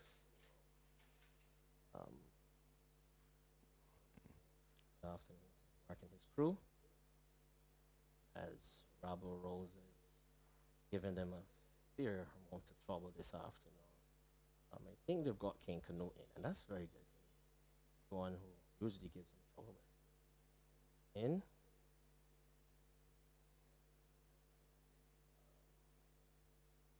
Standing quietly. Spending money is also out. So we have Fantastic Shante. Starters got them in. Rabble Rosa. So he has them all in. Has the red flag in his hand. He raises it on the starter's orders. And away they go. And I told you so was a little slow to go. But first off, in the middle of the court, that is Border Town. Then on the inside, that one is King Canute. Between horses is Spending Money. Fantastic Shante. Out in the 5 path is Spending Money. Then comes Rabble Rosa. Milk for Tara is the next one through. Then comes Freya. Paper Trail. I told you so. Then comes Sunbeam. And at the back of affairs is Amancora. 5.5 furlongs left to travel. And it is Ray Williams, and up front is King Canute. In front now by a length. In second position is Spending Money. In third is Fantastic Shante. Then comes Honey I'm Home. There's a break to Border Town. Then there's another break of about 3 or 4 lengths and on the outside, that one is Rabble Rosa. Then it comes Milk for Tara. On the outside of Milk for Tara is Freya. Then comes Paper Trail. I told you so. Then comes Sunbeam. And had a long, long way back to Amancora. Done the opening quarter in 24 and 4. The half in 50 and 1. And out front, it's still King Canute, very comfortably, just by about a length. In second position is Spending Money, who's going after them. There's a gap of about 4 lengths now to Fantastic Shante. And on the outside of that one, that looks like Border Town as they come with just about a furlong and a half to go. And it is Fantastic Shante, beg your pardon, that one is King Canute in front. It's King Canute who's just pulling away from them again. On the inside, trying desperately. That one is Fantastic Shante, but it is all over Barda shouting. King Canute reports home and hands in his maiden certificate, wins it now. From on the inside, running well was Fantastic Shante. Sunbeam came from a long, long way back. And in fourth position was Border Town in 1:39 and 2. In a moment, the unofficial placings for you.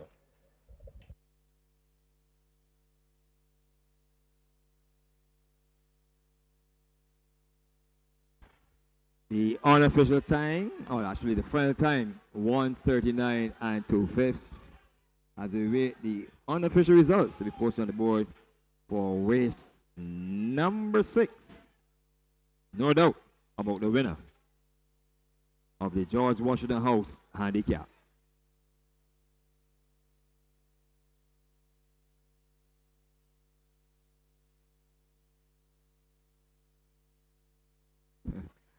The results posted on the board: 2, 1, 8, 9, and 7.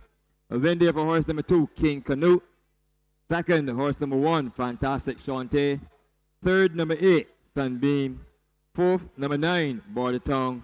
And fifth, number 7, I Told You So. 2, 1, 8, 9, and 7 completes the high five unofficially for race number 6.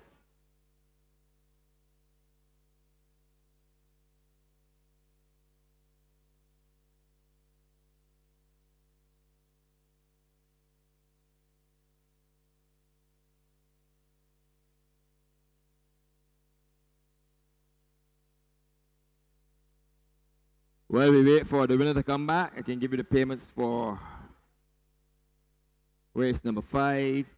The winner number 1, Drogon, paid $9.50 to win, $3.05 to place. $9.50 and $3.05 on number 1, Drogon. For running second, horse number 5 in that event, priceless, paid $1.70, 1.70. While number 11, Amaretta, for finishing third, paid $2.15, 2.15. The 1-5 exacta played $50.35, $50.35. The trifecta of 1, 5, and 11 paid $328.05, $328.05. The complete order of finish: finishing fourth was number 4, Wall Street. Fifth was number 3, Caribbean Kitten. Sixth was number 9, High Velocity. Seventh was number 2, Super Heights. Eighth was number 10, Red Eagle. Ninth and last was number 7, Rite of Passage. The distance is 1.5, 4, 2 1/4, 2 3/4, 1 3/4. I repeat, 1.5, 4, 2 1/4, 2 3/4, 1 3/4, and the final time, 156 flat. We're just waiting on King Canute to come back to the winner's enclosure. In the afternoon's lone high five on the card before we go into the feature race.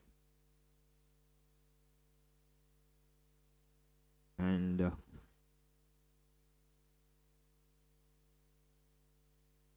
just looking down the track. The main guard handicap, preceded by the George Washington House handicap. Remember, today the Barbados Turf Club is paying tribute to the heritage of the Garrison Historic Hopeful Race Day. Here comes the winner. This is King Canute, being led by Lady Seal and the daughter Janine Fields. And the winning jockey is Ray Williams. So here comes the winner, horse number 2, King Canute. This is a 4-year-old bay colt by Aristodemus out of Impress Isabella. The groom is Mardonna Meggs James. So many congratulations to my good friend Meggs. This is his first success in 4 tries, having not hit the board. And congratulations to the Interconnections. Finishing second was horse number 1, Fantastic Shante, a 4-year-old bay filly by Aristodemus out of Right Move. Owned by Mr. Northcote, trained by Kenny John, ridden by Sean Gaskin, took 116 pounds. 118 pounds, so 2 pounds of weight. 118 pounds into that second position. Third went to horse number 8, Sunbeam, a first-time starter from the stables of Mrs. Gay Smith, trained by Edward Walcott Jr., ridden by Eric Daniel, took 123 pounds. And this is a 4-year-old bay filly by Spicy Tiger out of Angelic Peace. Finishing fourth was the favorite Border Tongue, horse number 9, a 4-year-old dark bay filly by Ash Dan out of Pretty Penny, owned by X&X Inc., trained by Philip Webster, ridden by Rashid Hughes, 117 pounds, while finishing fifth, in the high five was horse number 7, I Told You So, sold slowly away from the gates. A 4-year-old chestnut filly by Copy That out of China Tea, owned by Jutta Batson, trained by Philip Batson, and ridden by Zeral Ford, took along 115 pounds to that 5th position. 2, 1, 8, 9, and 7 completes the high five for race number 6.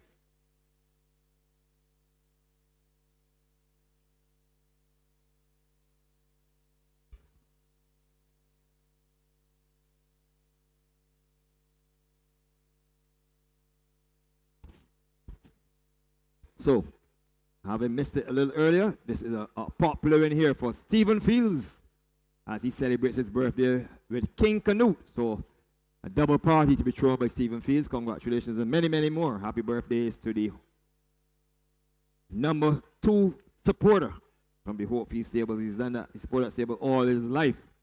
And many, many happy birthdays ahead, my brother. And what a way to celebrate with King Canute pulling off a shocker at the humongous odds. Just waiting for the board to switch over. It's not going to switch over. So we'll get the prices for you as soon as that race is declared official.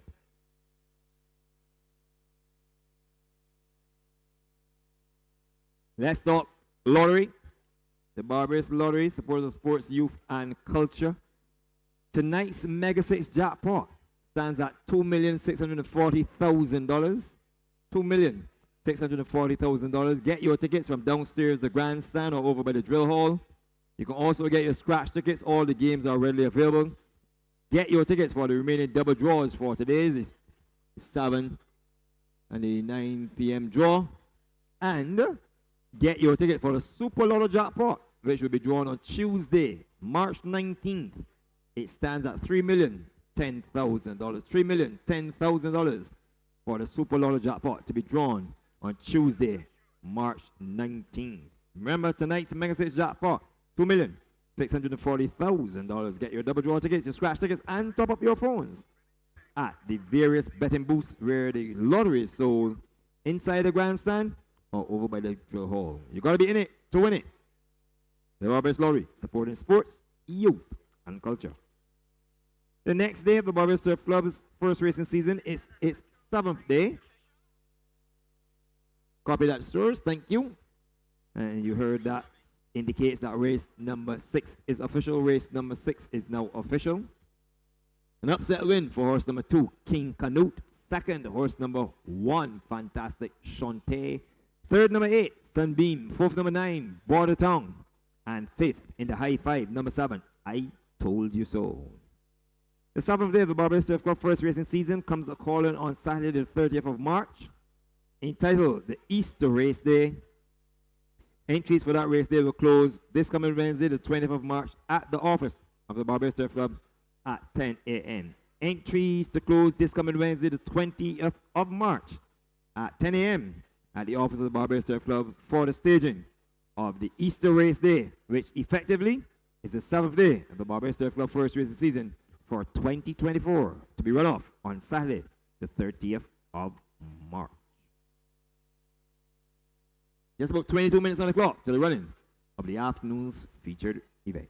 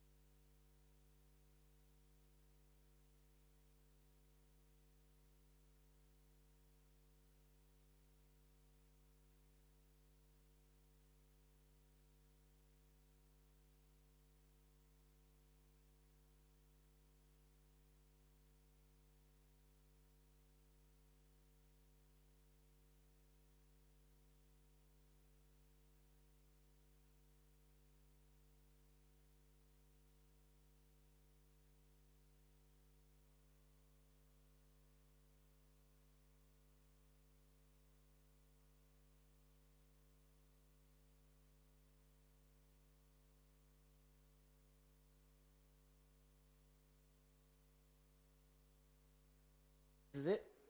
On the starter's orders. And away they go. And I told you so was a little slow to go. But first off, in the middle of the court, that is Watertown.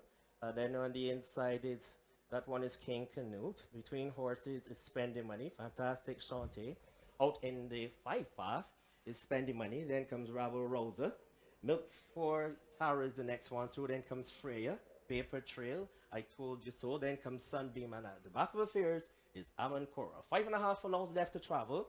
And it is Ray Williams, and up front is King Canute. In front now by a length. In second position is Spending Money. In third is Fantastic Shantae. Then comes Honey I'm Home.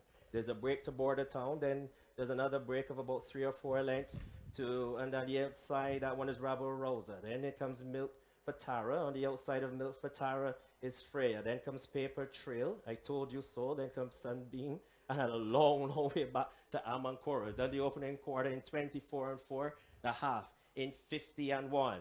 And out front, it's still King Canute, very comfortably, just by about a length. In second position is Spending Money, who's going after them. There's a gap of about 4 lengths now to Fantastic Shantae. And on the outside of that one, that looks like Border Town as they come with just about a furlong and a half to go. And it is Fantastic Shantae, beg your pardon, that one is King Canute in front. It's King Canute who's just pulling away from them again. On the inside, trying desperately. That one is Fantastic Shantae, but it is all over Barbados shouting. King Canute reports home and hands in his maiden certificate, wins it now. From on the inside, running well was Fantastic Shantae. Sunbeam came from a long, long way back. And in fourth position was Border Town in 1:39 and 2. In a moment, the unofficial placings for you.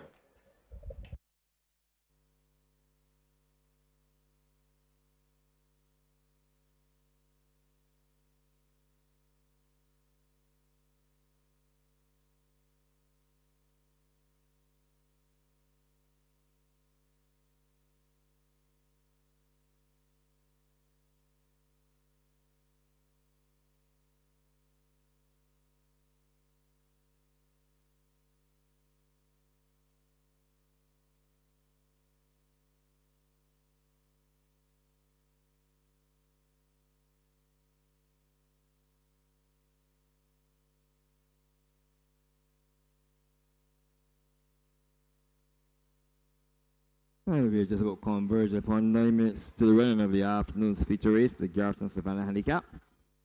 The horses are pretty much in the parade ring with the exception of one. And this afternoon feature race goes 1,570 meters, so 3 years and older horses rated 85 to 67 by extension. It's opener horses rated 66 and below for a purse of $18,500.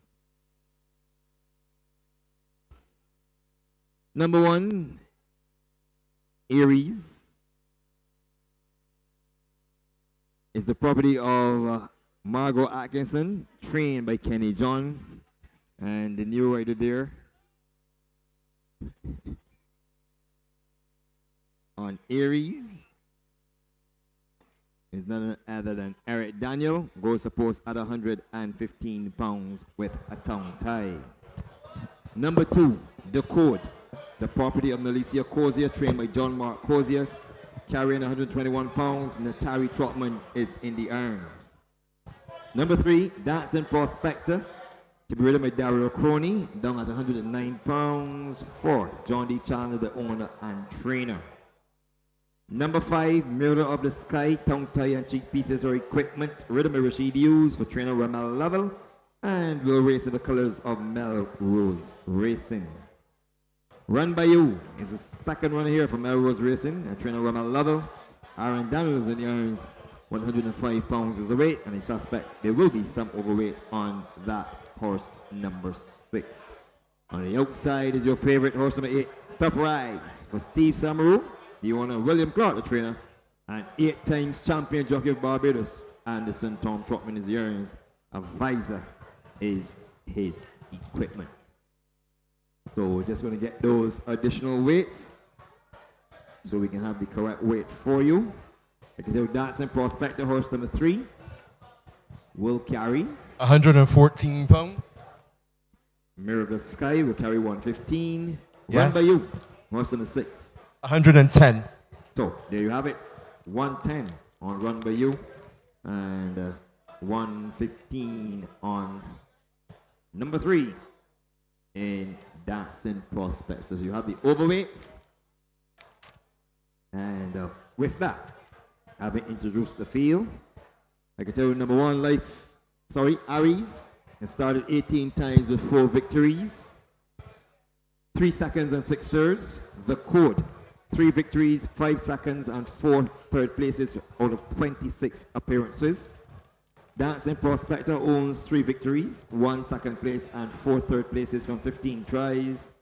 Mirror of the Sky has won 8 career races, including 7 in 2023. She started 23 times, 2 seconds and 2 third places. Run by You, since coming to Barbados from the Spice Isle, not the Spice Isle, but actually from St. Lucia, is yet to win. 3 second places from 5 efforts. While Tough Ride, since journeying from the States, has won twice, 2 seconds, 2 thirds. And this is career start number 10. Let's go to the bank. Time for Money in the Bank. Get ready for your tips. It's time for Money in the Bank. Well,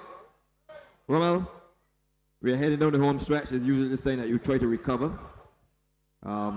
What's your take? What are you giving the public? Well, Lyndon, me and you're on the same bank today because we've only had one winner in the whole day's card. Most of the other winners have been coming from our 3rd and 4th line, Well, you and always they've say, been surprising us. as a punters, only need 1 win.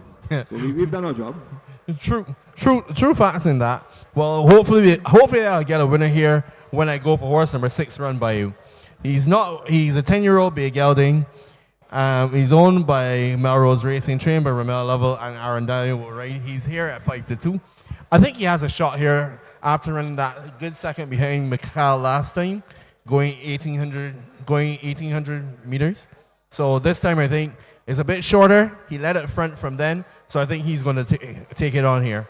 It's a good play. I'm going to play me versus you. I'm going to take the heavily weighted Tough Rags with 126 pounds. Finished 4th last time out behind Lightning Strike. Lightning Lewis and Dancing Prospector, who reopposes today. Previous victory at this trip, actually over 1800 meters, was when tackling the big impost. Just trying to find it here. At 2,000 meters, carrying 112 pounds, so that's a remarkable increase of a 14 pounds differential. Has the tactical speed. If he can get to the lead, I think that Trotman knows fractions better than the Garrison, better than most jockeys at the Garrison, and he can slow it down to suit himself and then ask him to kick. And I think that's his best option here. But he will have contention for the lead with the likes of Dancing Prospect. And maybe Run by You may want to go to the lead as well.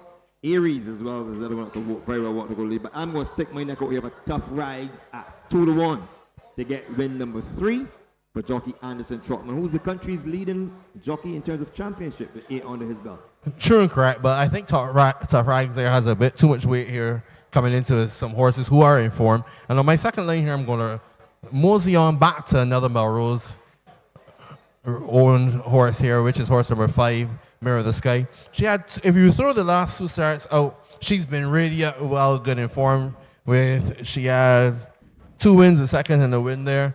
And I think carrying 118 pounds today, she has Rashid Hughes back in the areas again, which is a lot of support up top. And I think she would do a great job in running second to her. Stable mate Run by You here. Well, if you throw some of your picks today, we'll also get closer to the winner. So I'm not going to throw any form here. I'm going to take horse number 1, Aries, on my second line. Was a winner 2 starts back with 112 pounds under. Ricky Walker, who's again returned from injury today and is back out through, I think it's probably the same injury that he agitated today. He said, I want to wish him all the best. Eric Daniel takes over, so he knows how Aries goes, and he remounts Aries at 115 pounds. I like this rate of 115 pounds. 1570 meters is right up his alley as well. So he's my danger horse to Tough Rags. Aries horse number 1 for Mrs. Margot Atkinson, trainer Kenny John, and jockey Eric Daniel. On my third line here, I'm actually going to go for horse number number 3, Dancing Prospector. I think he's been running into form lately, and we know he's going to go to the front. He's going to do the run and catch me and try to make all. And I don't think they're really going to catch him until they're coming close to the line. He ran a second last time out, getting beat by 1 1/4. That was over the sprinting distance, and I think this time he's got the form in now. He's got the races under his belt. He has Dario Crony up, and he's carrying the 114 pounds John D. Chandler trains, and I think he's going to run a great third there. Well, I see you want nothing to do with Tough Rides. So I'm going to take your horse, Run By You, on my third line, 110 pounds.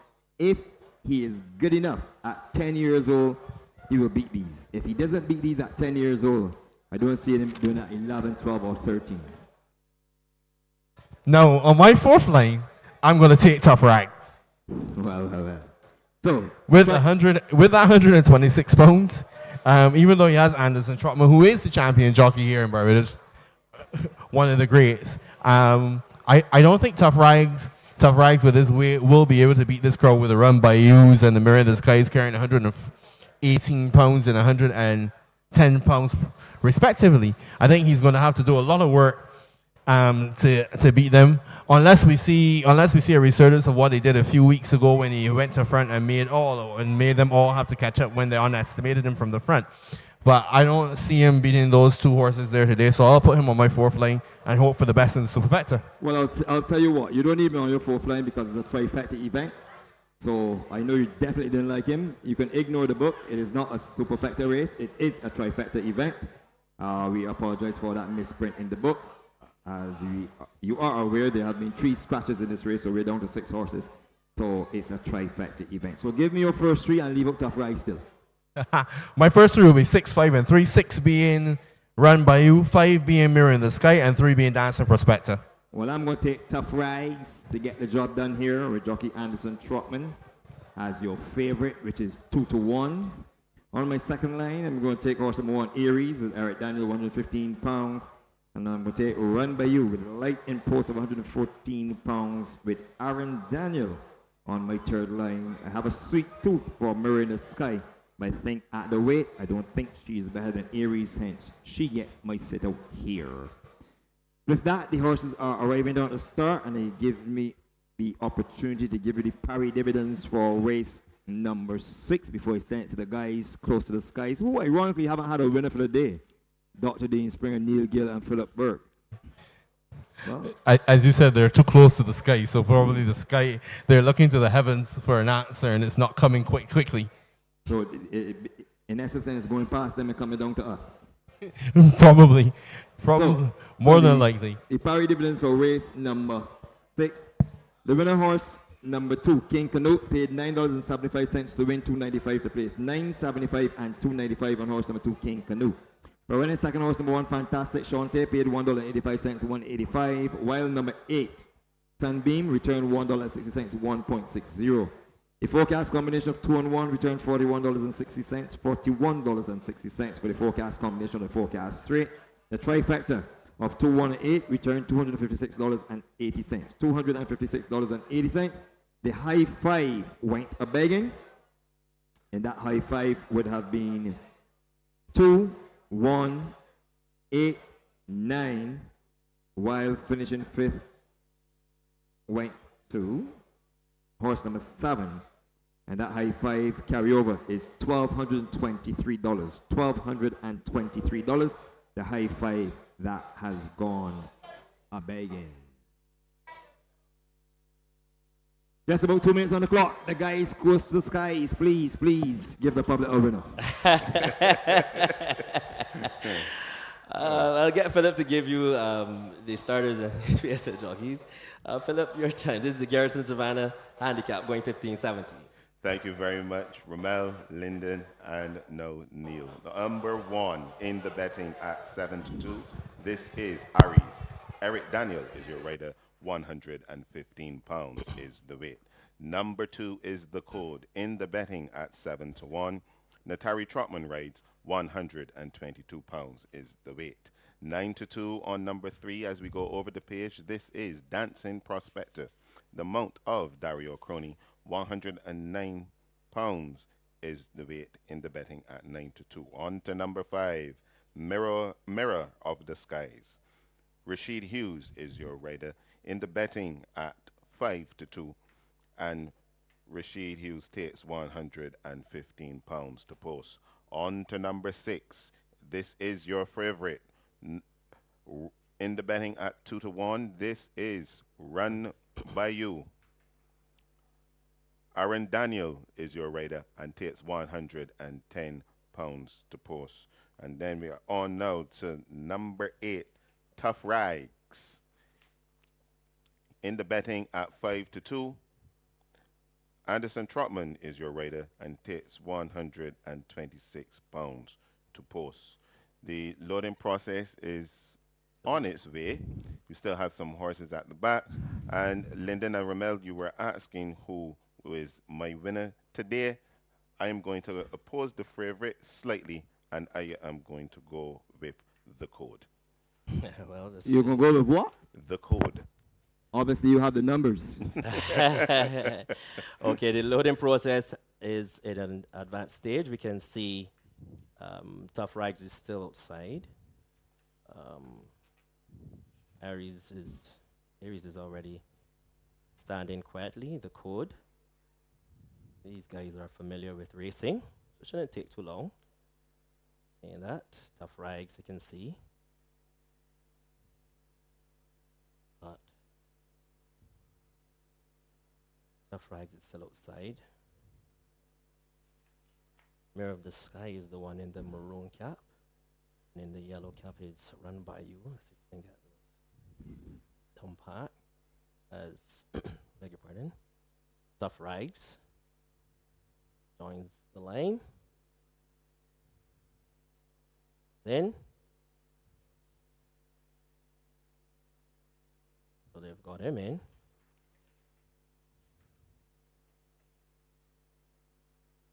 Aries.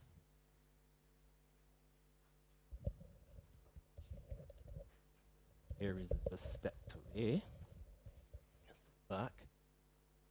Comes up again. So, just starter raises his flag. Under starter's orders. And away they go. And it is a pretty decent beginning by them all. As they leave the chute, come onto the main course for the first time, it is Run By You, who's being tackled by Dancing Prospector. In the middle of the course is Tough Rags, then between horses is Aries, then comes Mirror of the Sky, and the code is your back marker. That's the way the race as they thunder under the line for the first time, and it is Dancing Prospector on a tight hole. Going a little bit wide was Run By You, who just come back on into the rails. In third position is Tough Rags. Anderson Trotman is already scrubbing this one to keep in contention.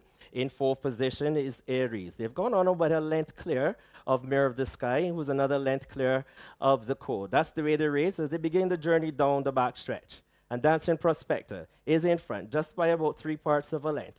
On the inside, these ones, you can see that one is Run By You. Going out the outside is Tough Rags. They're going now by about 3 lengths now to Aries, who's now being asked for more run. Mirror of the Sky is struggling a bit at this moment, and the code would have a lot to do, as they've done the opening quarter in 24-3, 49-2 for the half.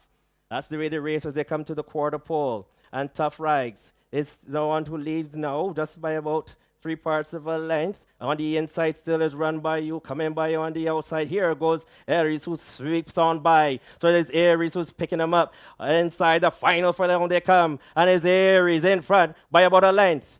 2, 3, and there's widening now. Will win this one easily, as he wishes. Aries wins it by about 4 or 5 lengths comfortably. Mirror of the Sky came well to be second. In third was Tough Rags, Run By You. Then came Dancing Prospector with the jockey losing his stirrups, and the code in 1:35-3. In a moment, the unofficial placings for you. And the final time for the afternoon's feature race, the Garrison Savannah Handicap, 1:35 as we await the unofficial results to be posted on the board.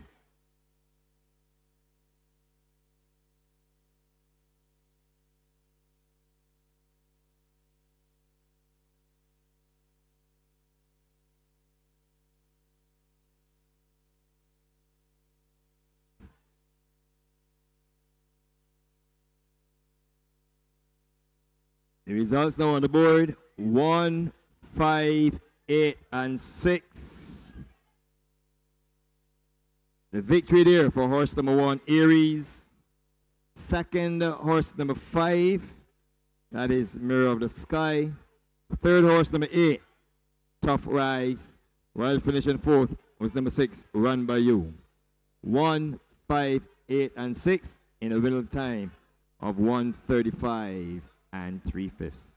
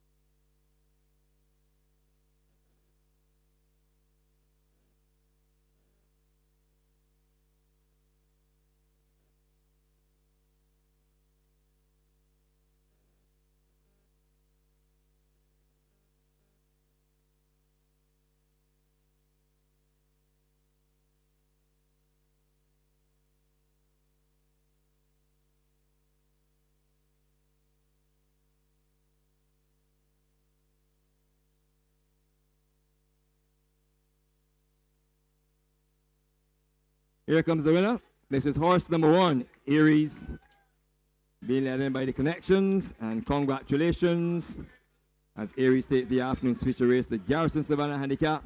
This is a 5-year-old bay horse by War Crime out of Lavani, owned by Mrs. Margot Atkinson, trained by Kenny John, and confidently ridden to victory by Eric Daniel. They took along 115 pounds. The groom is none other than Tyrone Mears. Congratulations to the entire Connections. Finishing second was horse number 5, Mirror of the Sky, a 6-year-old bay mare by Rockamadota Stream Kid, owned by Melrose Racing, trained by Romel Lovell. Ridden by Rashid Hughes, took along 115 pounds. Finishing third was the favorite, horse number 8, Tough Rags, a 5-year-old gelding by Union Rags out of Mambo Bell, owned by Steve Samroos, trained by William Clark, ridden by Anderson Trotman, took along top with 126 pounds. While finishing fourth was horse number 6, Run By You, a 10-year-old bay gelding by Interactive out of Tens Assault, owned by Melrose Racing, trained by Roman Lovell, and ridden by Aaron Daniel, took along 110 pounds to post. 1, 5, 8, and 6. The unofficial results of race number 7, the Garrison Savannah Handicap. And with that, the final time is 1:35 and 3/5. We are on to the nightcap. It's the St. Anne's 4 Handicap, which goes a distance of 1,800 meters. Post time for the event is 5:30 on the clock. And I'll see you back then.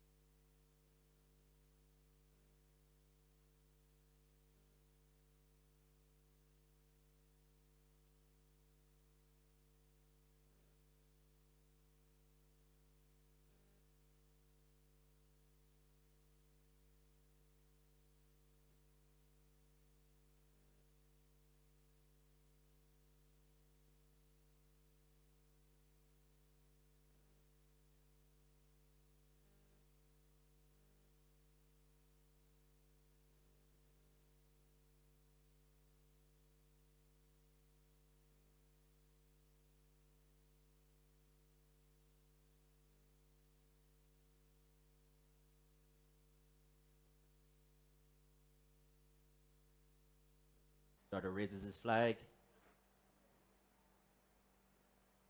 Under starter's orders. And away they go. And it is a pretty decent beginning by them all. As they leave the chute, come onto the main course for the first time. It is run by you, who's being tackled by Dancing Prospector. In the middle of the course is Tough Rags. Then between horses is Aries. Then comes Mirror of the Sky, and the code is your back marker. That's the way they race as they thunder under the line for the first time. And it is Dancing Prospector on a tight hole. Going a little bit wide was run by you, who just come back on into the rails. In third position is Tough Rags. Anderson Trotman is already scrubbing this one to keep in contention. In fourth position is Aries. They've gone on about a length clear of Mirror of the Sky, who's another length clear of the code. That's the way they race as they begin the journey down the back stretch. And Dancing Prospector is in front, just by about 3 parts of a length. On the inside of these ones, you can see that one is run by you. Going out the outside is Tough Rags. They're going now by about 3 lengths now to Aries, who's now being asked for more run. Mirror of the Sky is struggling a bit at this moment, and the code would have a lot to do, as they've done the opening quarter in 24 and 3, 49 and 2 for the half. That's the way they race as they come to the quarter pole. And Tough Rags is the one who leads now, just by about 3 parts of a length. On the inside still is run by you, coming by you on the outside. Here goes Aries, who sweeps on by. So there's Aries who's picking them up. Inside the final for them they come. And it's Aries in front by about a length. 2, 3, and it's widening now. Will win this one easily, as he wishes. Aries wins it by about 4 or 5 lengths comfortably. Mirror of the Sky came well to be second. In third was Tough Rags, run by you. Then came Dancing Prospector with the jockey losing his stirrups, and the code in 1:35 and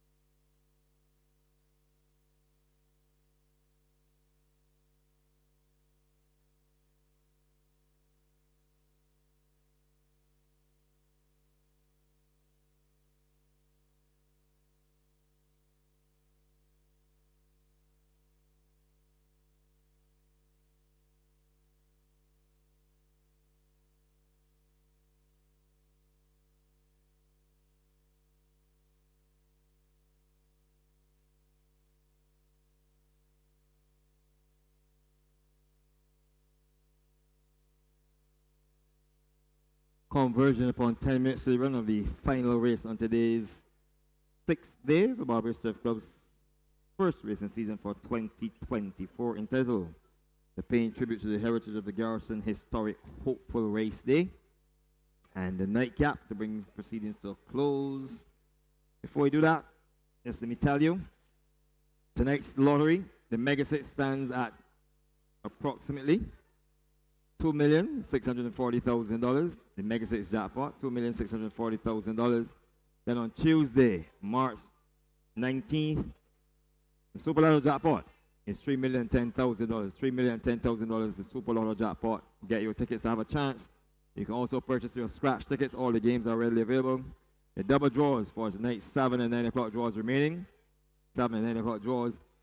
And you can top up your phones at both betting booths where the lottery is sold. Inside the grandstand and over by the drill hall. Get your lottery tickets. $2,640,000 for the Mega Six jackpot and the Super Lotto jackpot. $3,010,000 on Tuesday, March 19th. You got to be in it to win it. The Barbados Lottery, supporting sports, youth, and culture.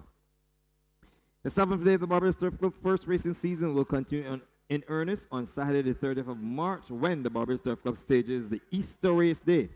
Entries for that race day will close this coming Wednesday the 20th of March at the office of the Barbados Surf Club at 10 a.m. Entries to close for the Barbados Surf Club's 7th day of its first racing season, entitled the Easter Race Day, to be held on Saturday the 30th of March, will close this coming Wednesday the 20th of March at the office at 10 in the morning. Final race is upon us, 9 minutes on the clock, and that's the St. Anne's Fort Handicap. Over 1,800 meters or 9 furlongs for 3 years, and older horses rated 25 to 15. The purse is $13,500, and the starters are as follows.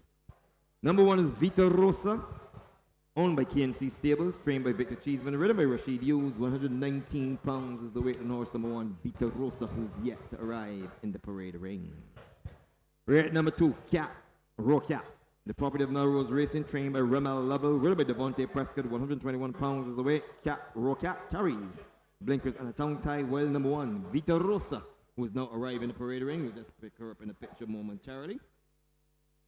And she is fitted with a tongue tie and a nasal dilator. Number 3, Absolute Star, owned by Mr. Charles Brathwaite, trained by Richard Dean, ridden by Raheem Torp, 111 pounds, and Absolute Star is fitted with a nasal dilator. Broomfield is horse number 5, the property of Mr. Whitehead, trained by Edward Bell, ridden by Eric Daniel, 114 pounds, and fitted with a tongue tie and cheek pieces. Jackman and the Gap is the property of the estate of Stephen Kelman. This is horse number 6. Trained by Hayden Nichols. Lester Edwards will ride at 115 pounds, and at 9 years old, this big gelding will wear a tongue tie. On the outside, social distance looks to give Lady Seal a second win, having won 2 races prior with King Canute. Richard Dean is your trainer. Will Williams is aboard, 118 pounds, as he looks for his second win on the program. That's the field to bring the afternoon's proceeding, the thrilling encounter, dominated by the apprentice riders, to a close with just about 7 minutes on the clock. We're going to look to the bank for money in the bank. Get ready for your tips. It's time for Money in the Bank. Your final chance to get some money out the bank, Romel. Just let me give the punters the overweights.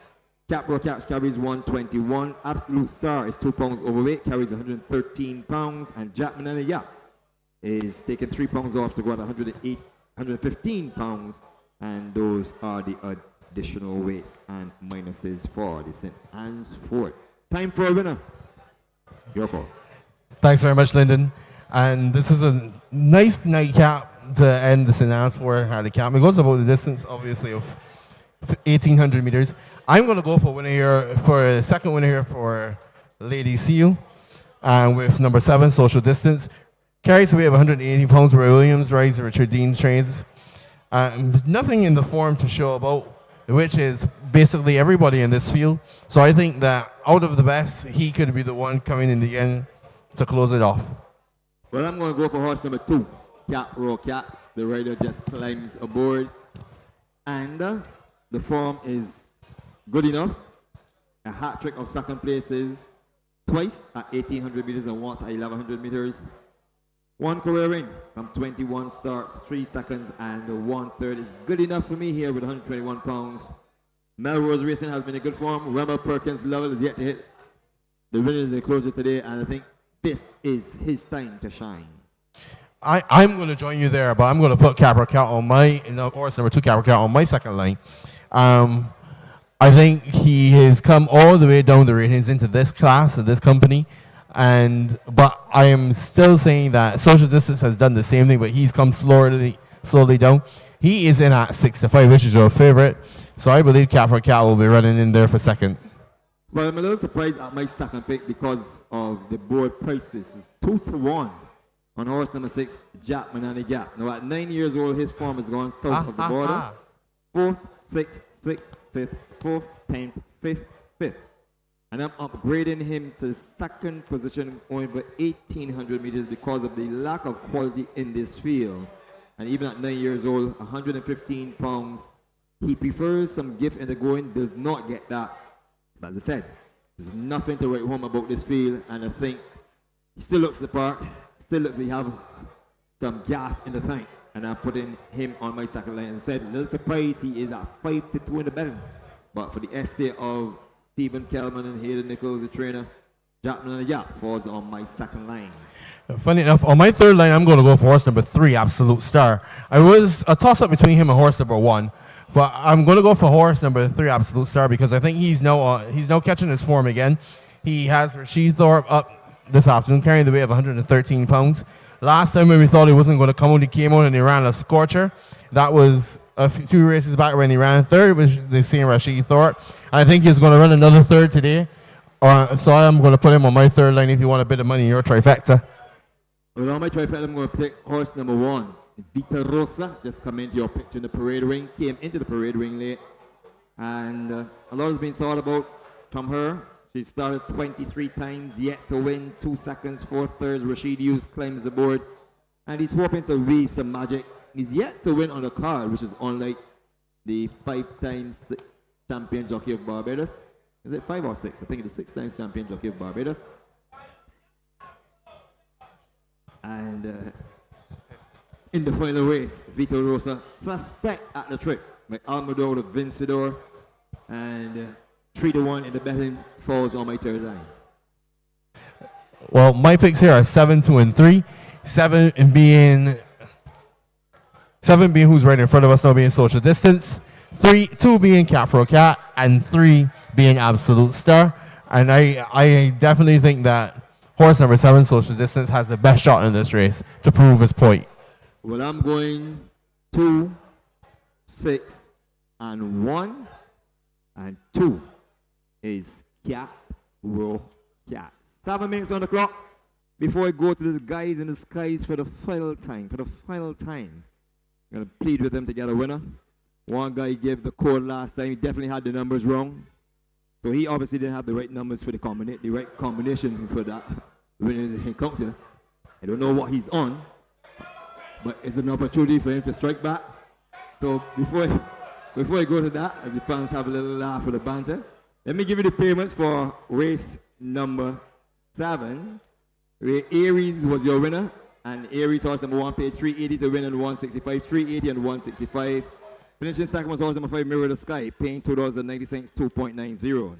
The forecast combination of 1 and 5 paid $20.05, $20.05.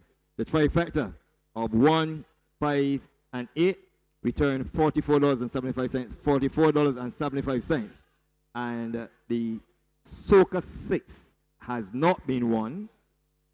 And there is a carryover of some $2,138.15. $2,138.15 as the Barbados Lottery Soca 6 went a-begging. And to the guys close to the sky, to the guys close to the skies, The Yes, they grandstand Thank you, posse, Lyndon. the grandstand posse will love a winner. Well, this one is going to be a challenge, to say the least. I'm going to stick my neck out here, and I'll go with my social distance, the mode of Ray Williams. That's one down, social distance. Next guy, I'm going to go with Capro Cat. I'm surprised. Yeah, he's a favorite picker. Yeah, I mean, Capra Cat does have some of the better form in the race, I think, and does benefit from a 7 pound claim. But if he's going to be beaten by outsider, I'm going to go with social distance. It's a really tough race to pick one here. What Field is small, but what amazes me about you, Dr. Springer, is that your outsiders are usually 5-2, 7-2, or 2-1.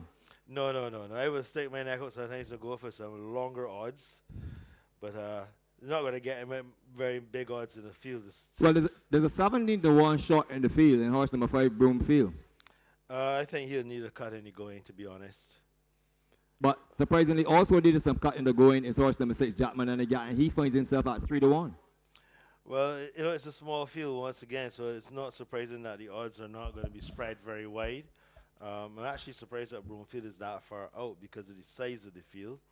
Obviously, not getting any support really in the betting, but Capra Cat is the form horse in the race, coming in here with 3 seconds in a row. Did you say you were surprised that Broomfield is so far out? Yeah. Well, let me tell you, Broomfield's been beaten 19 lengths, 7 lengths, 36 lengths, 14 lengths, 10 lengths, 13 lengths. Yeah, Are you it's the surprised size of the he's... field is what I'm talking about. Because the smaller the field, you usually don't get someone going far out. You're not going to get 30-1 or 35-1. Okay. That's what I was referring to. It's just that it's a small field. So 17-1. It's pretty far out for this company. You see, shortened up to 16. What about Absolute Star? 5-1, now 9-2. Yeah, it's the consistency that worries me about Absolute Star. In and out performance, 7th, 3rd, 7th. Maybe today he's due to come back down again. But like I said, on paper, Capro Cat, Vitarosa are the 2 horses probably with the best form. You speak about consistency, but where Absolute Star is concerned, but I told all the spellbound, I'm concerned about the distance, not the consistency. Well, there's that as well. Would think with that pedigree would prefer a little softer going. But Capra Cat, I wouldn't be surprised if he justifies his favoritism here this afternoon. What about Vito Rosa? 23 starts, yet to win, 2 seconds and 4 third places. My good friend has brought his suit to lead it back in. Well, Vitarosa last start was a decent run, finishing 3rd. On that occasion, beaten home by Scarface and Everly, over 1,570 meters, stretching out to 9 furlongs. And this is where the question mark may come in, because the last time she went 9, she finished 7th or 11th, beaten by Scarface and Capra Cat. And Capra Cat is here once again at 1,800 meters. So I think the trip may not be toward her liking. Yeah, I agree with you there. In her 24 start, there's a big question mark by Almador to Vincedor. And finally, 3-2 favorite. Philip, you've picked Cap Rocat, and I think that's why it's at 3-2. You just picked the code. Well, you see, you guys are a bit more professional, or should I say, more technically sound when it comes to picking winners. I would see a horse and on the name and on weight. That is where I will more or less make my decisions. As I get better, I aim to be an astute horseman like yourself, Mr. Yard, one day. So I would be able then to probably rival you and come up with more winners in time to come. Those 3 seconds have been pretty decent. It was 2 seconds at 1,800 meters behind Scarface and Sid. They finished 2nd again behind Thunder Lady. So none of those 3 are here to opposed him today, so he should be able to take full advantage of this field, which is loading up. We've just got now to load Broomfield, Social Distance, and Jack Manani Gap. So Jack Manani Gap 3-1. Broomfield is at 15-1. Social Distance at 5-2. 3-2 favorite. Number 2, Cap Roa Cat. Against the Rail, horse number 1. Vita Rosa is at 3-1 and 5-1 on the number 3 drawn, Absolute Star. Dean, you're the star. Thank you very much. We're just waiting now for Jack Manani Gap to join the lineup. And tends to be a little problematic, but in he goes. They're under starter's orders, and they're racing, and Vitarosa popped away smartest of all, and that's your leader. Vitarosa leads with a mile to go. On the inside behind him is Broomfield up early this afternoon. Jack Manani Gap towards the outside. The rider just reaching for his stirrup. Down the inside, Absolute Star. Then Social Distance, and the favorite Capra Cat is the trailer into the stretch the first time. And it is Vitarosa in the red jacket who leads from Broomfield. Sideburns and a mustache. Then on the outside, Jack Manani Gap is 3 wide. Then on the inside behind these is Absolute Star, Social Distance. And the back marker is Capra Cat. As they're around the paddock bend, the opening quarter, a pedestrian 27-2. They've got 5 furlongs to go. And Vitarosa has not seen a rival since the off. In front by 2 from Jack Manani Gap. Then on the inside, Absolute Star. Caught a bit wide. There is Capra Cat going up on the inside, Social Distance. And Broomfield has chucked the run and has dropped back to trail. The half mile completed in 52-2. They're around the far turn and head up towards their departure point. And Vitarosa continues to lead, but she'll see a rival now as Jack Manani Gap comes to ask a question. Then there's a break of a length and a half to Absolute Star and Capra Cat running together inside the quarter pole. 6 completed in 1:16-1. Inside the quarter pole, Vitarosa trying to be tenacious, but on the outside, Jack Manani Gap staying with her. There's a break of 3 or 4 lengths there for Capra Cat, and there are no more turns. And Jack Manani Gap and Vitarosa continue to eyeball each other through the lane. On the outside, Jack Manani Gap. On the inside, Vitarosa. It's a ding-dong battle to the line, but Jack Manani Gap is going to prevail. Jack Manani Gap prevails for Lester Edwards. Wins it from Vitarosa. Tight third between Absolute Star and Capra Cat. Broomfield beats one, and that one is Social Distance. The winner came home eventually in 1:57 flat. And the final time for the running of the final race on the card, 1:57 flat for the run of the St. Anne's Fort Handicap, over 1,800 meters as we await the unofficial results to be posted on the board. The results on the board already, 6, 1, 2, and 3. A victory there for horse number 6, Jack Manani Gap. Second horse number 1, Vita Rosa. Third horse number 2, Cap Roa Cat. And fourth horse number 3.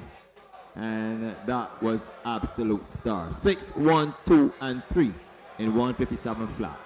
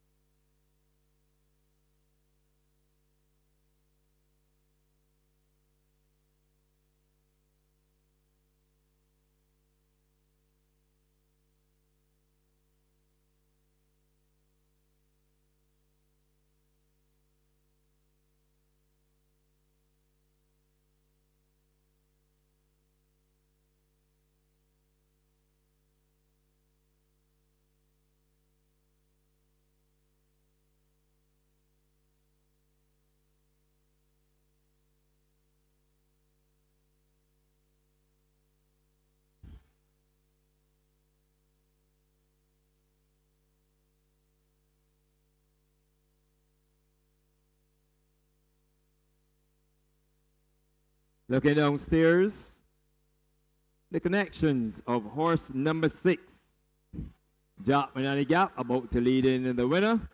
Down there is Mikey Glasgow. I was talking to the family only this week. Of course, that good man, Stephen Kelman, who's gone to the great beyond. So here comes the winner. This is horse number 6, Jack Manani Gap. A 9-year-old bay gelding by Jeanette out of Mrs. B, owned by the estate of Stephen Kelman, trained by Hayden Nichols, and ridden to victory by Lester Edwards, taking on 115 pounds. Many, many congratulations to the estate of Stephen Mickey Kelman and the Jack Manani Gap in winners enclosure for the 8th time in career start number 82. So many, many congratulations. And even at 9 years old, he still looks like a young boy. And congratulations to the groom, Rainier Roberts. Second place went to horse number 1, and this is Vita Rosa, a 5-year-old bay mare by Almador of Vincedor, owned by KNC Stables, trained by Victor Cheeseman, ridden by Rashid Hughes, took 119 pounds. Third went to horse number 2, Cap Rocat, and this is a 5-year-old bay horse by Almador of the Stream Kid, owned by Melrose Racing, trained by Remel Lovell, and ridden by Devontae Prescott, took 121 pounds.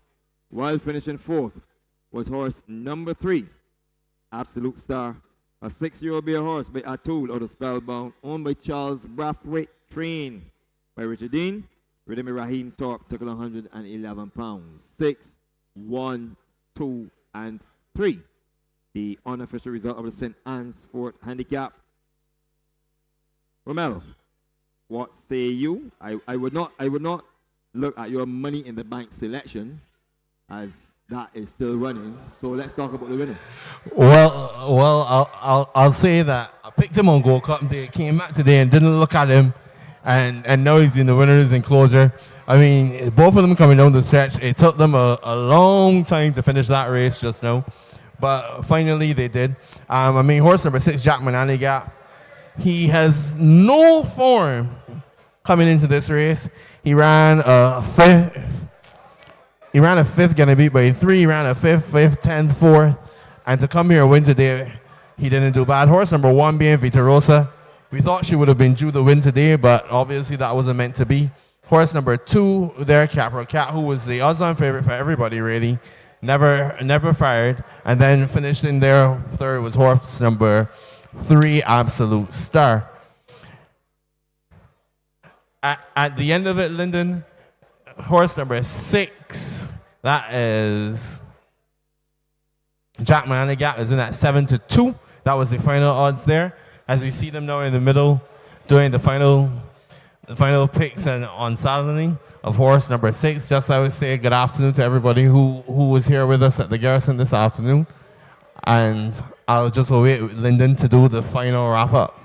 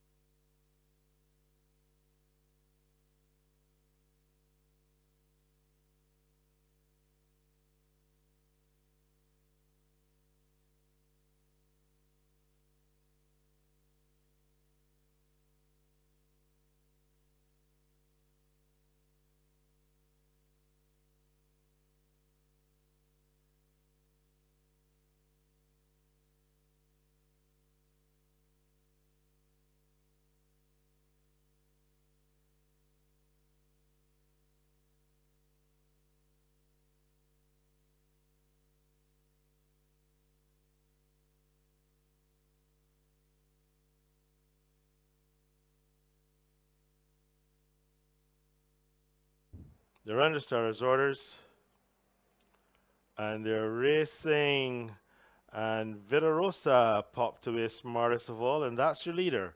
Vitarosa leads with a mile to go. On the inside behind her is Broomfield up early this afternoon. Jack Manani Gap towards the outside. The rider just reaching for his stirrup. Down the inside, Absolute Star.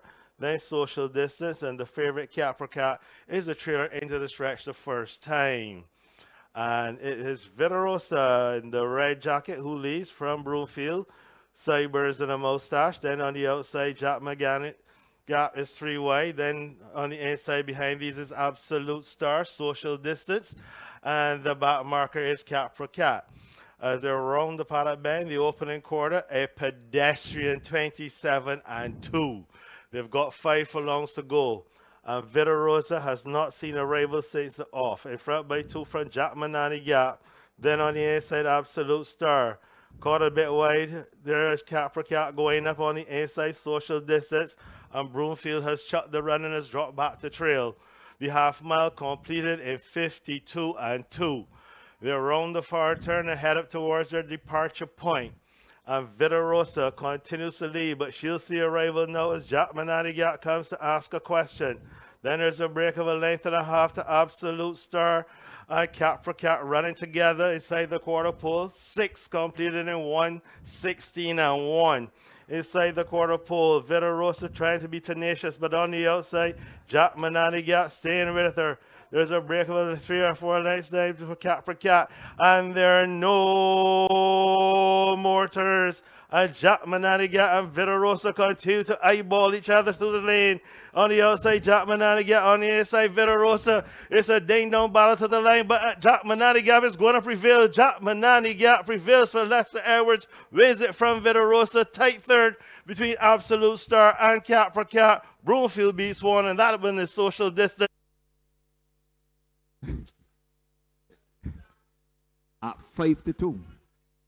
So victory there for 7-2. Number 6, Jack Mananigat.